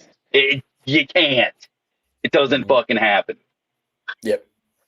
100%. The computer to this side has got the editing program open because I'm working on some videos. Right, And and yeah, how much of that, like, right, like almost every time I'm doing it, I'm trying to like clip up audio, see what I got to cut and shit. I can't do that while I'm talking to people. So yeah, you're sitting there just fucking scrolling like the editing program back and forth, just watching, making yourself dance in your head and shit. Like that's all you're doing. That's all you're doing right now. I know how it is. Yeah, exactly. Yeah, you found that thing. You're talking to us right now at some point, going, "Toma arigato, Mr. Westport." Uh-huh. oh. Yeah, exactly. That happens to me a lot. Like I'll sit down and be like, "Oh, I'm just gonna have a bowl in between what I was doing. I'm just gonna have a quick smoke break." So I'll go to my sub, see what show's on, and like, cool, I'm gonna go hang out here for 10 minutes, right? Dude, that's some bullshit. That's almost like the old back in the old days, right? I'm just gonna have one beer tonight. It's gonna be fine. Yeah. Totally. I'm gonna have one Totally. more beer after they fucking kick me out of the bar at fucking closing. That's gonna happen, but That'd be cool. yeah. So that's right, King. That's fucking right. Yeah, dude. Good to see you, Kingfisher. Best Safety one. meetings. Yeah, they do. They go long sometimes. But you know what? It's all in efforts to keep you guys safe. So me. From me is what you said. No, and me Oh, specifically. Especially me. Yeah. old fashioned Oh. coffee pot. Good to see you. Haven't seen him in chat in a while. Hello. Love seeing all the same names. It's wicked. Oh, But yeah, I got a Yeah, chance to smoke a couple different strains of yours, Chad. I went down to see Magpie a couple weeks ago. There, hung out for a good few hours, had a barbecue, and Are you, dude? I'm jealous. I am legitimately jealous. You hung out with you barbecue with Magpie. Like we seriously? sat. Yeah, me, him, and Jay Patrick met up. He's only about 2 hours south. What? So Okay, yeah. 2 hours is worth the drive. Oh fuck it! Yeah, I took the bike down and just cruised down. Man, it was a great day. Nice, good. Which was it? The Nakatomi Plaza? Oh, I don't remember, man. We had so many everything. I tried whatever Yeah, he right? has. I tried. Right. The man who has never said no to a seed. That's it. We got. Oh yeah, it's pretty sweet. Yeah, It was on another level. That's for sure. Like you had tent growers like myself, and then you look up to him, and it's just like Dr. LeBay. That's another one where it's just like, geez. to seriously manage that garden is incredible. To do that amount of work and do everything else that he does and to get the results that he does, like I would never say it to his face, but it's really freaking incredible. Like it's I'd look up to it. Like honestly, I'm a bit jelly. No, it is. I Yeah. remember, like, we started off as a closet grower when it was still illegal in here in Canada, and then we got our medical grow licenses, my ex-wife and I, and so then we're like, oh shit, now we're each allowed 98 plants, so let's grow as many plants as we possibly fucking can.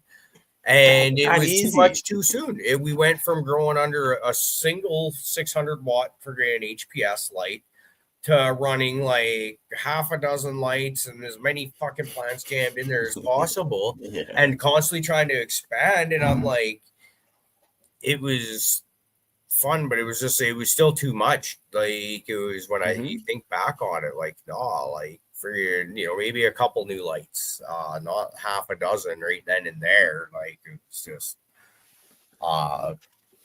yeah. It's learning. It's a learning process too. That's the biggest foil of commercial cannabis. I think they've sorted it out now. They've got their no clippy fans in the warehouse.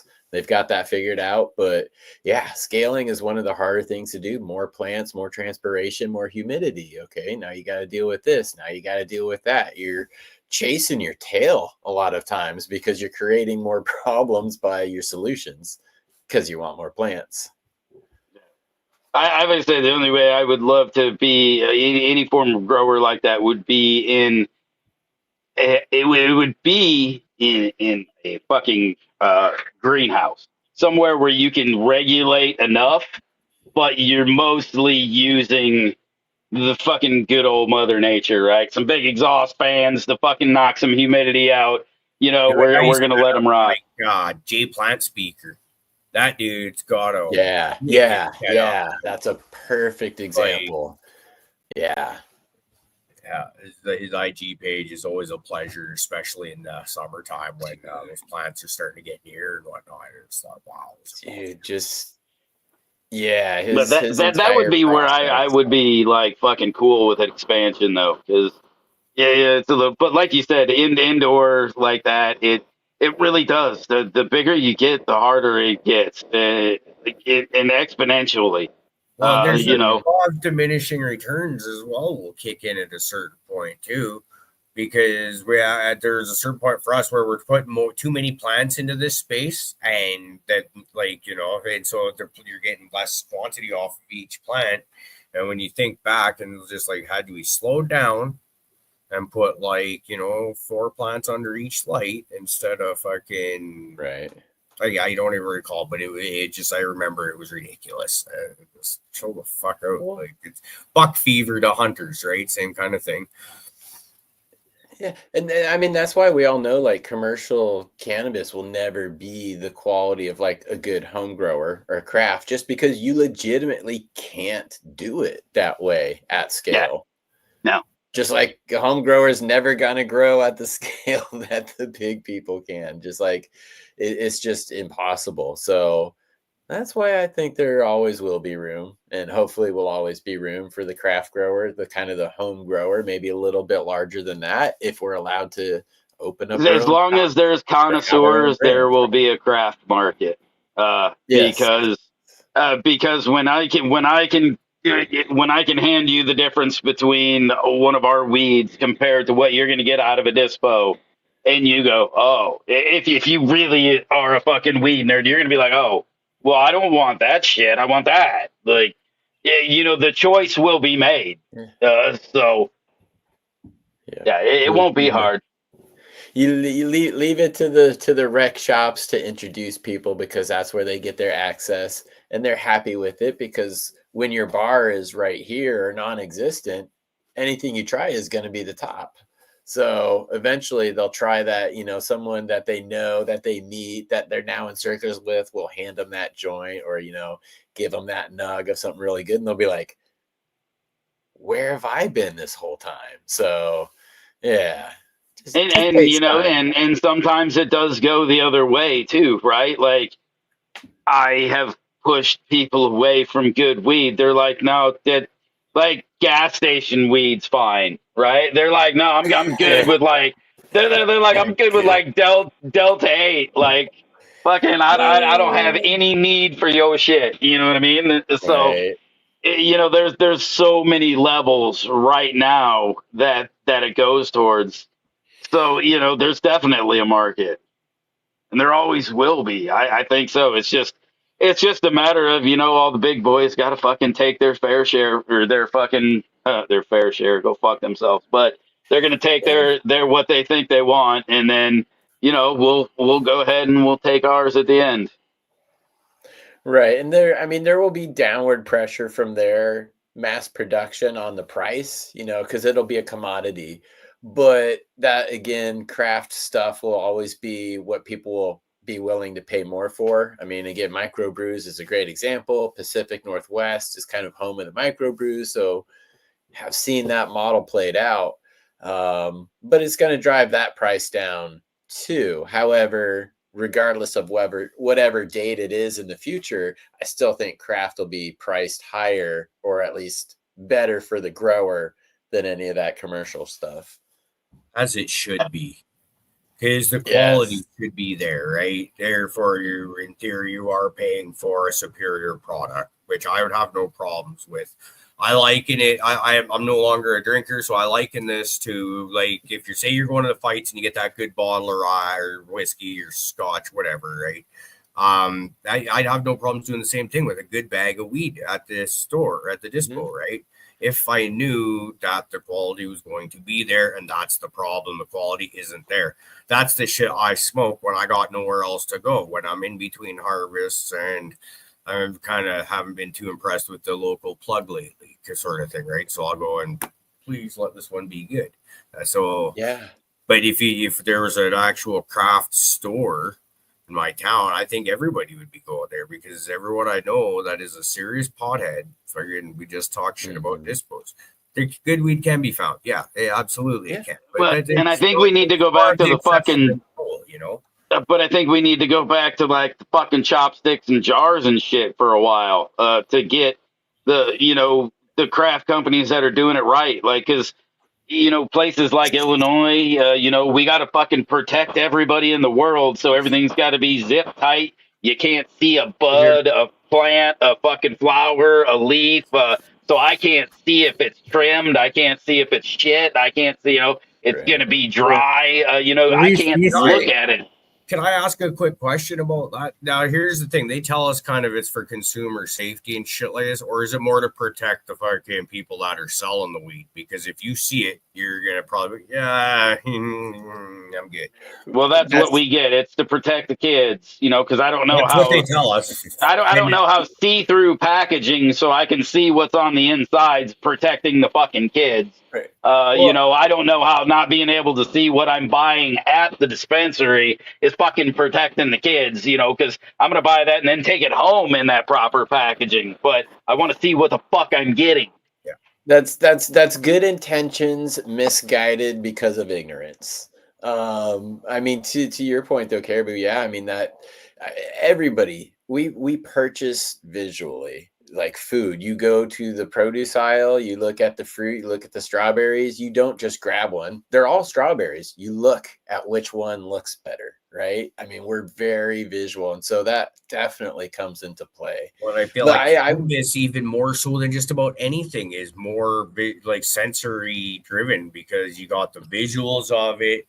I like to call it the sex appeal, right? If it's a crystally, just listening and whatnot, but then you got the smells. And how does it smell? Okay, but after that, what about the taste factor when we actually roll it up and smoke it or vape it? Right?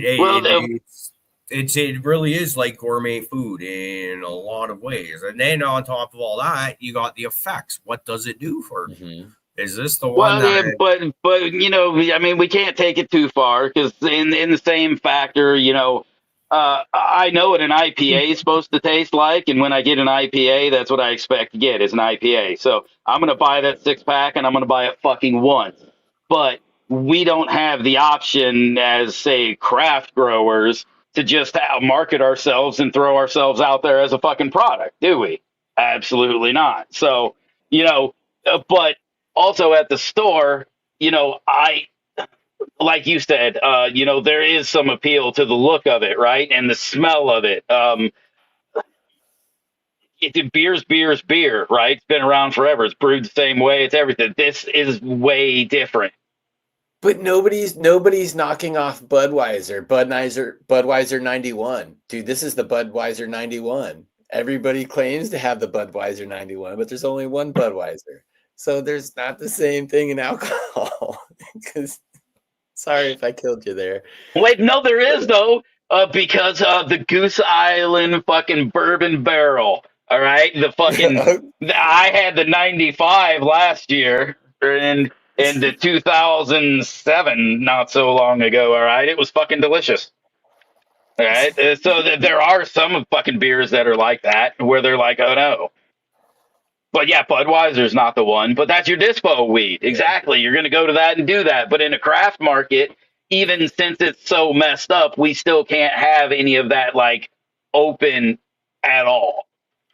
Like, no, I would rather be able to smell it than see it, because we do create such bias by our eyes. We convince ourselves it's good by the look without actually knowing what it tastes, smells like, or the effects are.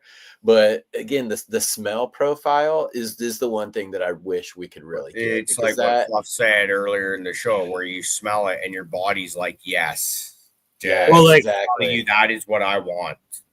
Even Well, if you're watching this show, you're going to be on this level at least. Your nose knows, especially with cannabis, with food and stuff too. Like you're smelling, yeah.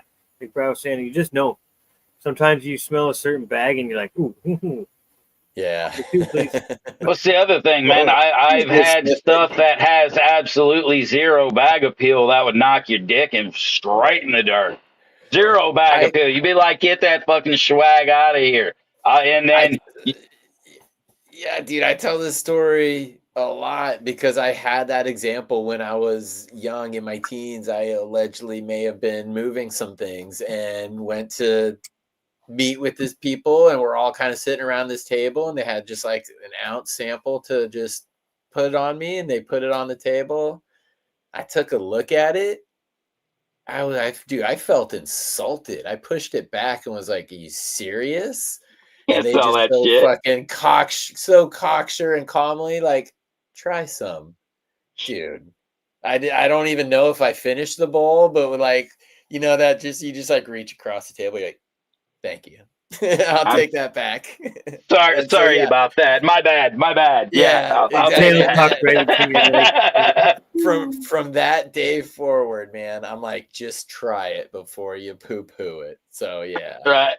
Hey, I had that one dude who handed me some shit once, and he says, "You know what? If you can fucking finish that pinner," he goes, "I'll sell you that bag for fucking, I'll give you the bag for fucking free."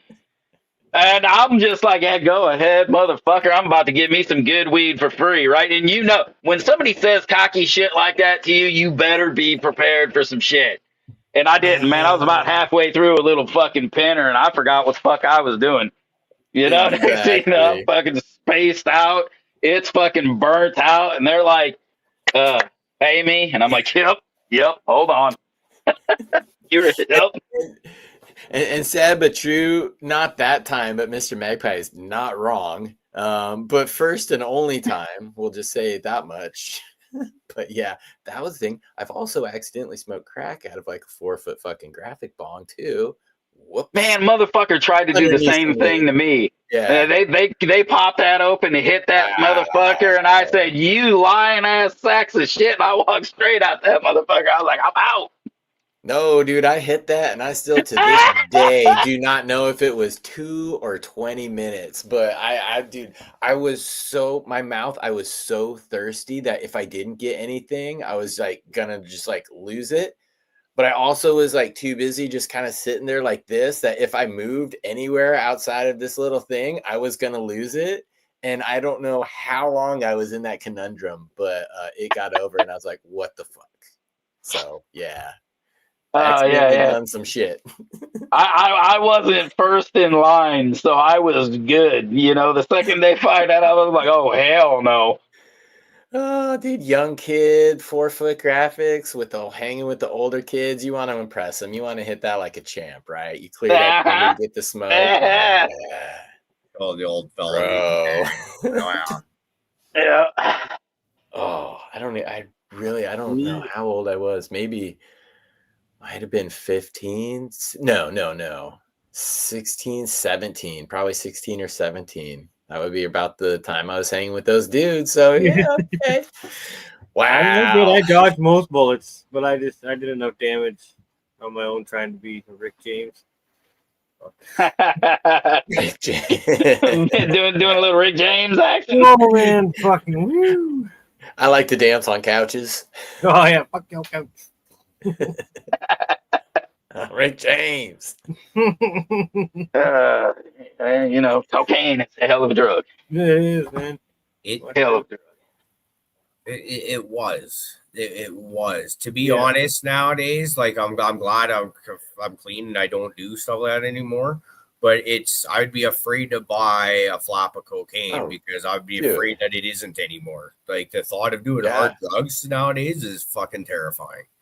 I agree with you. I never did get into any of the hard shit, but my friends did and everything. But it was back, right, like the fucking late 80s, the early 90s and shit. And like we were more worried about some asshole fucking cutting it too fucking deep and you were just straight up getting ripped off. We weren't worried about we were worried if you got something too pure, you might fucking die. We were worried about Right. like maybe getting some good shit, but we were never worried about the bad shit killing us.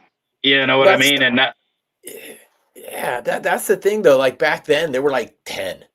There were like 10 drugs, and then everybody who in the 80s got their little no, home there wasn't. There chemistry was like kit as a 3. kid, right? Everybody got their home chemistry kit as a kid in the 80s, and then like the end of the 90s, they all got the big boy stuff and started synthesizing the crap out of everything because they figured it out. And if you like add a couple ingredients or you change the molecule, it's not illegal till it's made illegal.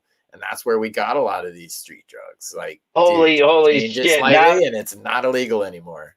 But you yeah, you, to you your just point, changed the fucking 80s and why I don't see kids chemistry sets anymore. Holy fuck!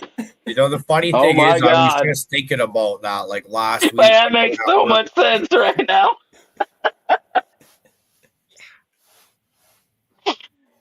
Oh, what are you fuck. saying, Caribou? I was just thinking about that last week. I had a chemistry set when I was a kid, and I haven't seen those things anywhere, haven't heard about them in years, and was wondering why. This conversation that we're having now never occurred to me as a possible. The mini meth labs? The mini meth labs. Well, it's scary, Dude, man. I mean, reading. I used to just throw shit together. Fentanyl precursors being fucking found in Vancouver. Like they're shipping this stuff in wholesale. And like you said, it's not illegal until you add part A, B, and possibly C together individually. It's not a thing, but and this is fucking terrifying. I've known a lot of people that have passed away since the fentanyl shit has started going. Yeah. I knew too many people that died of drug overdoses even before that, going up through high school and stuff, just from cocaine and shit like that, or heroin and stuff. But then fentanyl happened, and it's like, holy shit! Like, it seems like 2 to 3 people a year I know seem to go to because of that. It's like, wow, it's terrifying. It is to think back about like my experience or your experience, all our experiences, because it's such a different universe today. Because again, it doesn't take a lot. There's not a margin of error, a big margin of error, and it's just more common. We didn't have to deal with that. Like I wouldn't take anything that's not prescribed from a doctor these days, to be honest. I don't fucking trust half the shit they're throwing at you either. Yeah, I know. Be real honest. Right. Gives you something to sue. But that's, the like with the fentanyl, the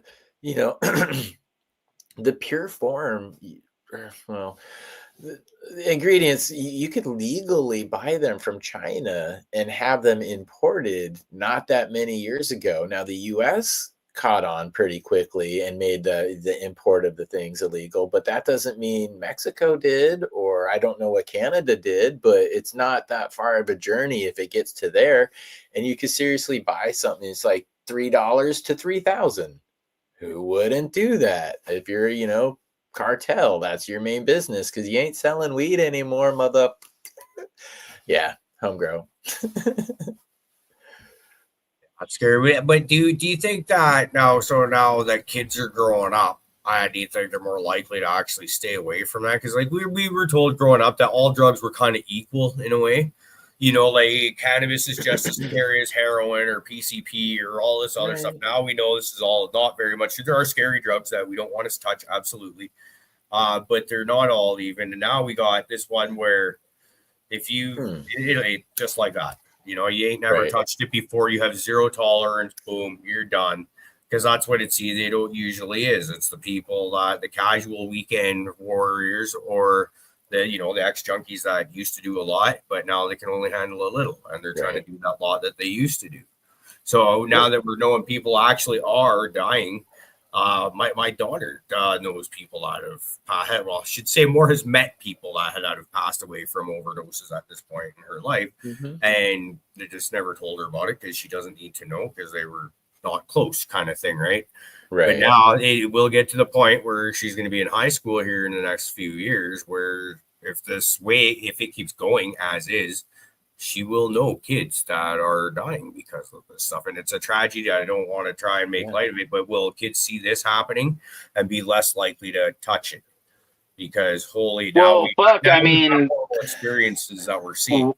we even saw not so long ago, just in legalization in our realm, all of the, the illegal distillate carts, that were fucking killing people, and it was just like literally you couldn't trust fucking distillate carts at one point, right there in the beginning. And, there was so many people looking for them at that time. It was just, yeah, it's interesting. Like you said, just, I don't know, man. It's a really good question because I mean, like the whole crack epidemic in the 80s, I never had the desire, even though I just admitted to doing it accidentally, to ever smoke crack. And that's honestly why I did like kind of I didn't frown upon dabs, but I was like, dude, I want nothing to do with that for a while because it was all about the blowtorch, and that was probably like the most synonymous symbol of like the crack epidemic in the 80s.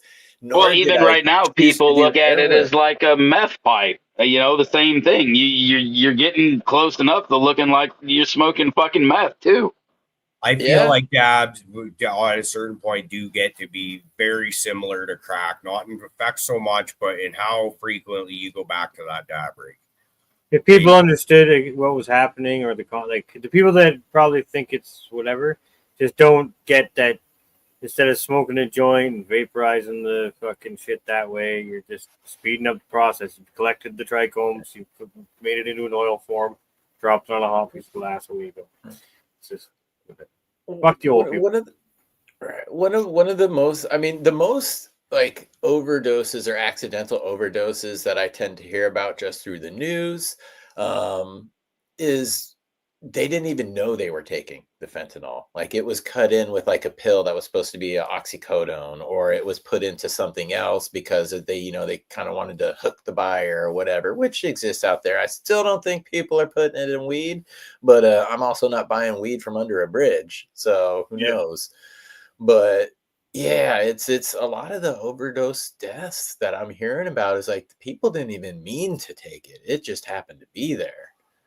And again, such a small margin of error with fentanyl. Like so in like a matter of 30 minutes, my wife was doing a festival. There was a mermaid festival at a winery near here, and she sets up, she'll do like tarot readings and stuff like that. But anyways, I was watching her booth while she was over talking with somebody else, and I had two people come over, and they were slosh drunk because it was a winery, and I'm just like, oh boy, this is fun. But anyways, like one lady just starts, she's like, I'm lucky to be here. I was dead for 2 minutes, and because it was cocaine with fentanyl, and I was just like, apparently people who frequent this winery must be really big into that, because two totally separate people told me the exact same story within like 30 minutes. But again, they didn't mean to be doing it, and they weren't like, they're like, oh, we used to do it when we were younger, and we were out at like Susie's for a special occasion, and somebody brought some, so we decided, yeah, why not? And it was, yeah, so that's scary stuff, man.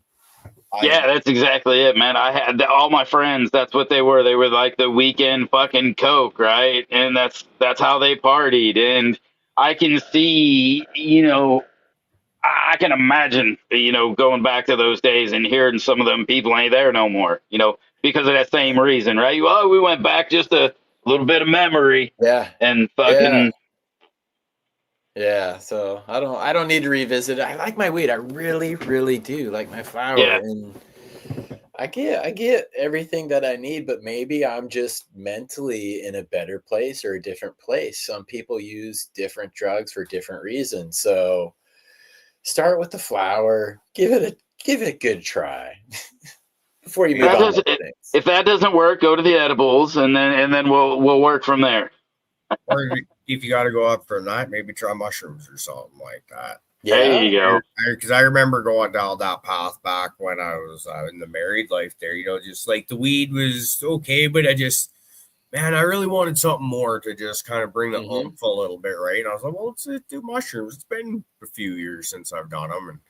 ended up one of those situations where you eat your gram, 45 minutes, another gram, 45 minutes, another gram, and ended up having like the most amazing time for about 2 hours, and then they turned, And then it was not an amazing time anymore. It's like, okay, well, that was a bit much, and now I'm off the mushrooms thing, right? Because I remember at the time thinking maybe I found my thing, and I even say to myself, dude, you're not gonna go crazy on those because that's always been my thing is excess, right? And now I'm scared of mushrooms again, so it's yeah. Hey, I had a bad trip. It took me 20 years to figure out what that fucking bad trip meant. But fucking, they're all telling you something. You just got to be smart enough to realize what it's telling you. Yeah, I like that suggestion as like a progression, because you can definitely get more intense with the mushrooms and cannabis. It can definitely be longer lasting, but again, within reason, it's still relatively safe. And like Fluff is saying, like if you listen to it, you can learn a lot. I mean, without knowing that the term was there, it's like I completely used like mushrooms and stuff therapeutically when I was younger, when I was in my teens. Like that was not an easy time, and that those trips, those experiences taught me a lot about kind of like myself, a lot about what life could be, and just kind of almost how to get back there today. I always say with like some psychedelics, it's once you've been shown the road, you kind of almost know how to open the doorknob. So I'm sure if any of you and in chat too, like you've experienced this, it's almost like the contact high. Let's say you showed up late to the party or you just met up with your wildfire friends. If they're all dosing, they're all tripping, it's not that hard to get back there without actually taking it yourself. You just feel like you're right along for the trip too.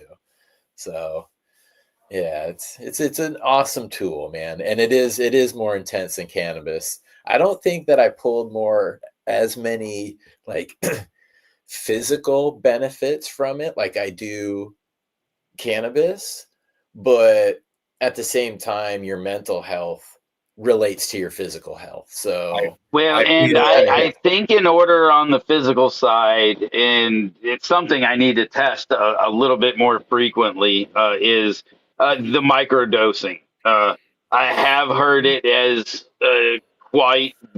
It does good things for pain relief. But like I said, at those micro dose levels and daily doses, right, of those micros to where literally within 2 days you ain't gonna even notice you're taking the thing, because that stuff builds in your system quite quickly. The tolerance to it builds quite quickly.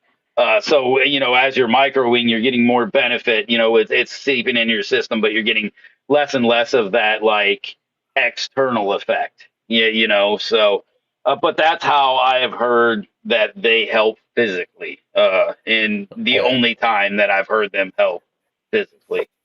That's interesting.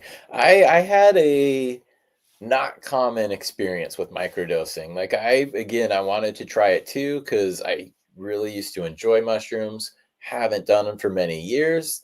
At this point, at the point that I'm starting the story, and I was like, I have nothing but positive experiences with them. I would accept the benefits from them. Microdosing was becoming more common.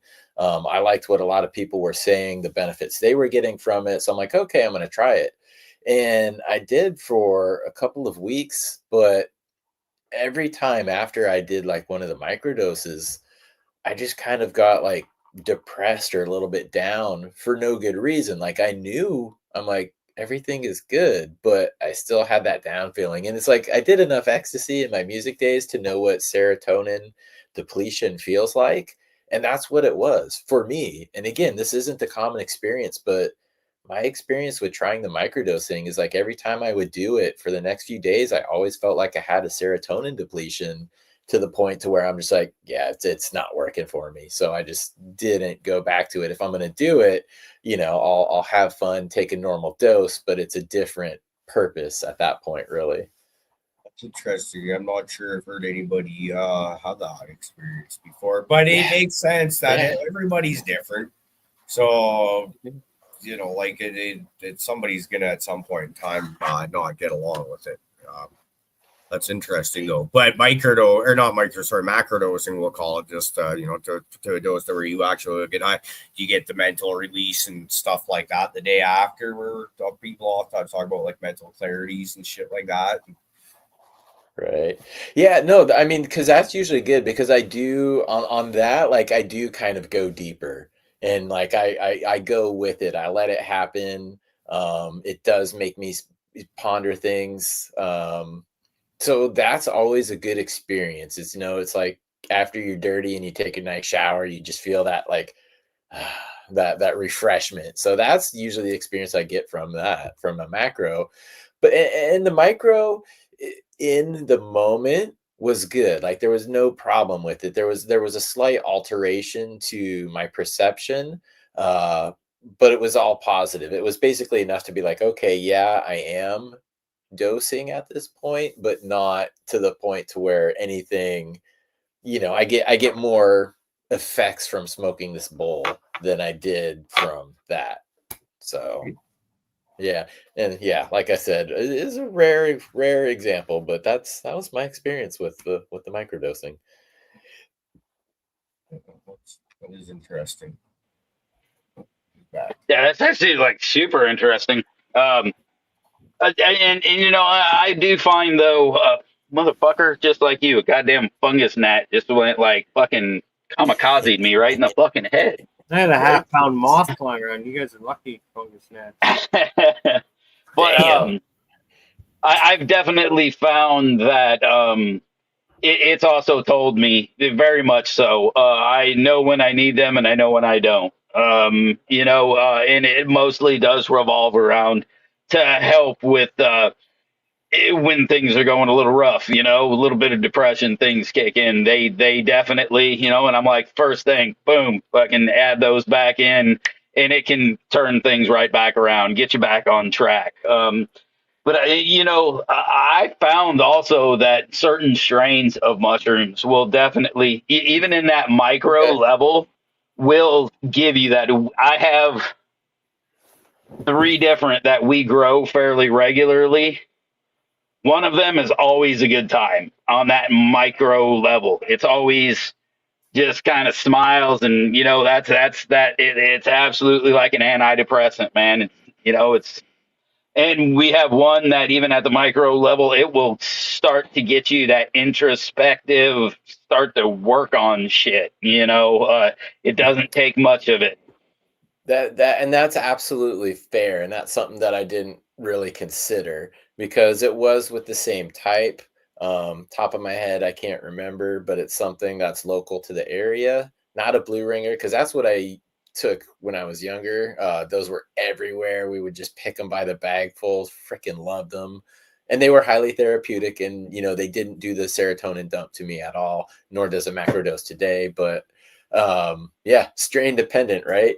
That probably It would really make a big is. difference. Yeah. It really is. And in the same way as, we were talking about like cookies genetics earlier, like, everything is basically penis envy fucking driven right now, right? Everything's just some fucking offshoot of penis envy. And, there's a different one over here. But people are doing the same thing. Well, I want some fucking Mexican genetics. So, I want some, I've got that hillbilly. It's supposed to be like something from Alabama, blah, blah. Yeah, but there's not supposed to be, the penis envy in it, which is what is the highly crossed in everything. And everybody's got in a fucking tub right now is some kind of cross of Okay. penis envy.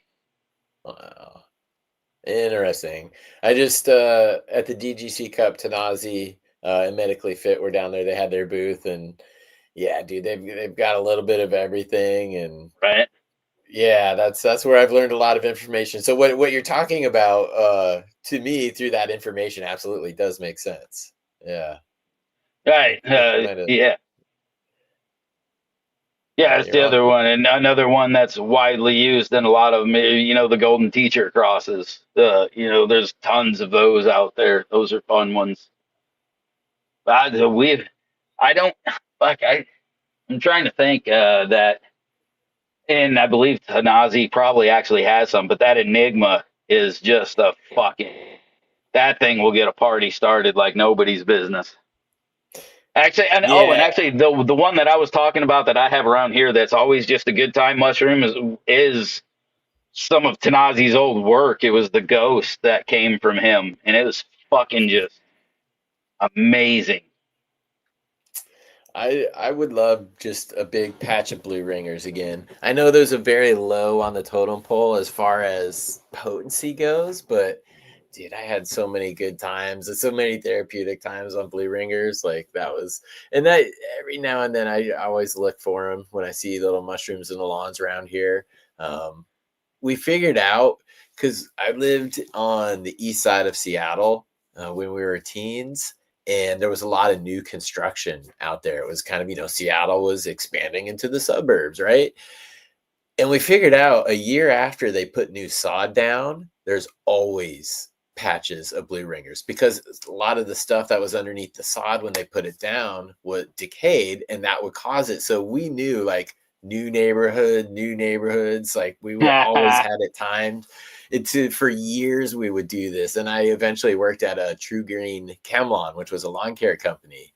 And I started as like a telemarketer, became the like telemarketing manager, and then went into sales. And by the time I was in sales, I would tell people would call, be like, oh, we have, these mushrooms in our yard. Can you guys come out and kill them or whatever? Just the same as they would call like, oh, we have weeds in our yard. Can you come out and do them? And I'd always send Chris Lazama, our special, he worked in the field. He was one of the techs. I'd send him out to those calls, and he would always just pick them. And so we'd always know. And it got to one point where we have like a monthly company meeting, and the big wigs are up there, and sometimes they read cool comments that people send in. And someone sent in a card. They're like, we just want to thank that boy Chris Lazama for coming in. We called and reported our yard had mushrooms, and he came out and he picked them all, every single last one. And everybody in there is like applauding it, like he did such a great thing, because they didn't say anything about psychedelic mushrooms. And me and him are just looking at each other like, are you fucking kidding me right now? Oh, that was one of the best moments. So I guess I started on that one because I want more blue ringers. There's not as much new construction out here now. It's all old. Yeah, fuck. I don't even remember what we get out here. Fuck, it's been so long since I've fucking seen them. But we get them little tiny bastards. What do they call them fuckers? Liberty caps. Yeah, the Liberty caps. That's all we get around here. And I keep trying every season. I pull them, try to make sure that they're fucking Liberty caps and everything. But I see them most of the time. I let them roll. I've picked very few of them. Yeah, but the coolest thing is when I first moved here one year, we had fucking orange Amanita caps fucking pop up. I was like, everywhere here. We have those everywhere. Like you'll trip on them just walking down the street. Yeah. Amanitas everywhere. Although I've never done them. I've never done them myself, but they're everywhere. And the ridiculous thing is, like, you fucking somehow or another, those things are illegal. You can fucking process those into candy and fucking eat those right into the, any local smoke shop with no problem. It'll only kill you if you mess it up. Yeah, that's all. No big deal. Yeah. It'll only kill you. But I've always wanted to try one of those. And fucking when I saw that one, I just same as you, like you said, man, I just didn't have the balls to do it. I'm like, man, that's gonna be the fucking thing that kills me. It's gonna be the fucking yard mushroom. God damn it. You're right. While you're taking a shit. Oh no, man, I can't go out like Elvis. No, because in this case, you'd be out in the bush. Like, shit up against the tree or something like that. So this would be way funnier. That would be though. Oh fuck! I'd be like one of them new Yeti fucking memes. You seen those things, Chad? Those new Yeti AI fucking memes. Those things are the fucking best, dude. So good. Well, fellas, I'm looking at the time, and we're running a little into OT here, but that's what happens when you're having a great time. Flies. This is for sure. I want to thank you, Chad, for jumping on with us, man. This has been awesome. And long overdue. I mean, we've got to be well in past your fucking, every 100 shows. So we did 1, 2, and I think 300. But yeah, I think that's right. We definitely missed 4. Well, at some point in time, like once other people started having kind of the keys to the castle sort of thing for starting shows, people stopped numbering them. And for a while there, I'd go back and count them, and then come in afterwards after a couple weeks, and then at a certain point, even I forgot, and I'm like, I could go do it now, but that would be hours worth of. So what you're saying, fucking ridiculous shows. What you're saying is the next time I come on, we could just call it the 500th episode. Yeah, I think so. We could call this one the 400th for sure. Okay, works for me. The official 400th episode. Yeah. We're all 500 listeners in chat too. Probably something like 1,500 videos in total on the channel, but fuck it. That's awesome. Why not just go for the 1 billion served? 1 billion served episode. We're getting there, man. We're watching the YouTube analytics. We'll lie about it when we get to like some number that's nowhere near close enough. Just take anything and put it in Photoshop and add a 0. Yeah, exactly. Well, a fucking really bad fucking kid extra one in there. Yeah, absolutely. You will know we are bullshitting you, 100%. Right on. Well, guys, thank you so much for having me back. We didn't get into the normal shenanigans that we do because it has been so long. We want to have like an actual conversation and catch up and talk about shit. But yeah, thank you guys for having me so much, and hopefully we do it again. To be honest, I was actually going to get into skateboarding at some point in time too, and I was like, "Fuck, that'll end up being like we'll steal half the show just on that." Well, fucking Fluff's just like, "Shut up, shut up, shut up. Let's talk some weed, motherfuckers." Well, call me sooner than later this time, and we'll do that, and Fluff will sit there and. We don't even need Fluff. We get a little window where he's on his lathe and he's just making a nice bowl. Oh yeah, man. Maybe add some polish. Just no microphone. You just get a video for that episode. Yeah, just chucking shit. Yeah, he'd probably be happier that way. I think. I'd get something done at least. This is true. All right, everyone. Thanks again for coming and hanging out with us tonight. It's a good time. Y'all know what time it is. Let's bless your souls with a little rock and roll.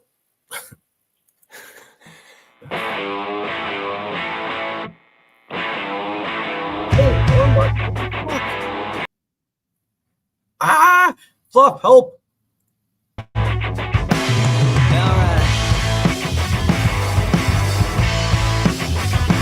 Stop pressing buttons, motherfucker. I just wanted to be fun. Take me down to the graveyard. Show me a resting place. Take this worry away from me. My final bed to lay. I need asylum. In prison. Forgotten and buried. Forgotten and buried. Well, I get so nervous thinking about the future. 'Cause I've been wrong before. Yeah.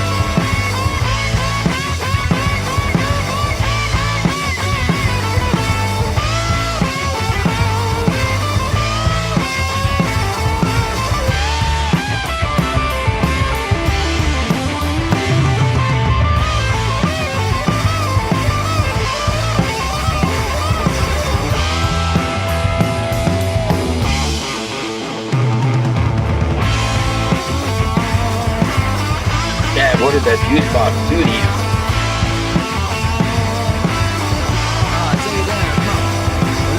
I go hard on the juice box.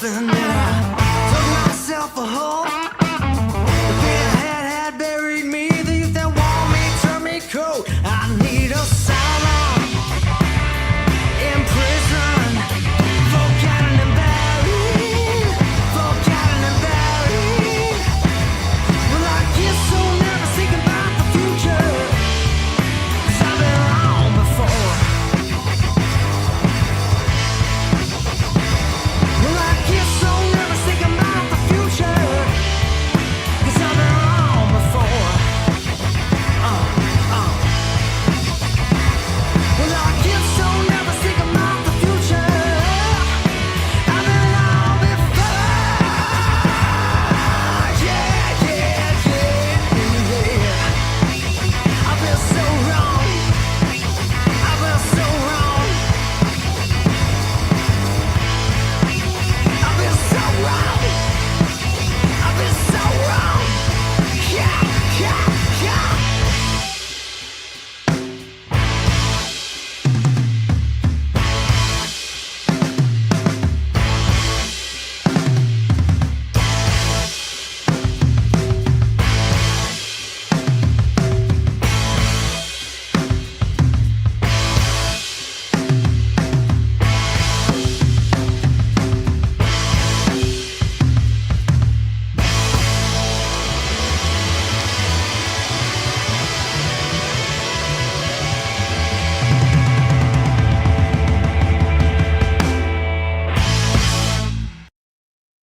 Hell yeah. You guys gotta do extra dabs for us because we're just sitting here looking, well, not doing dabs and stuff, you know. Go Fluff, go. Go Fluff, go. Go Fluff.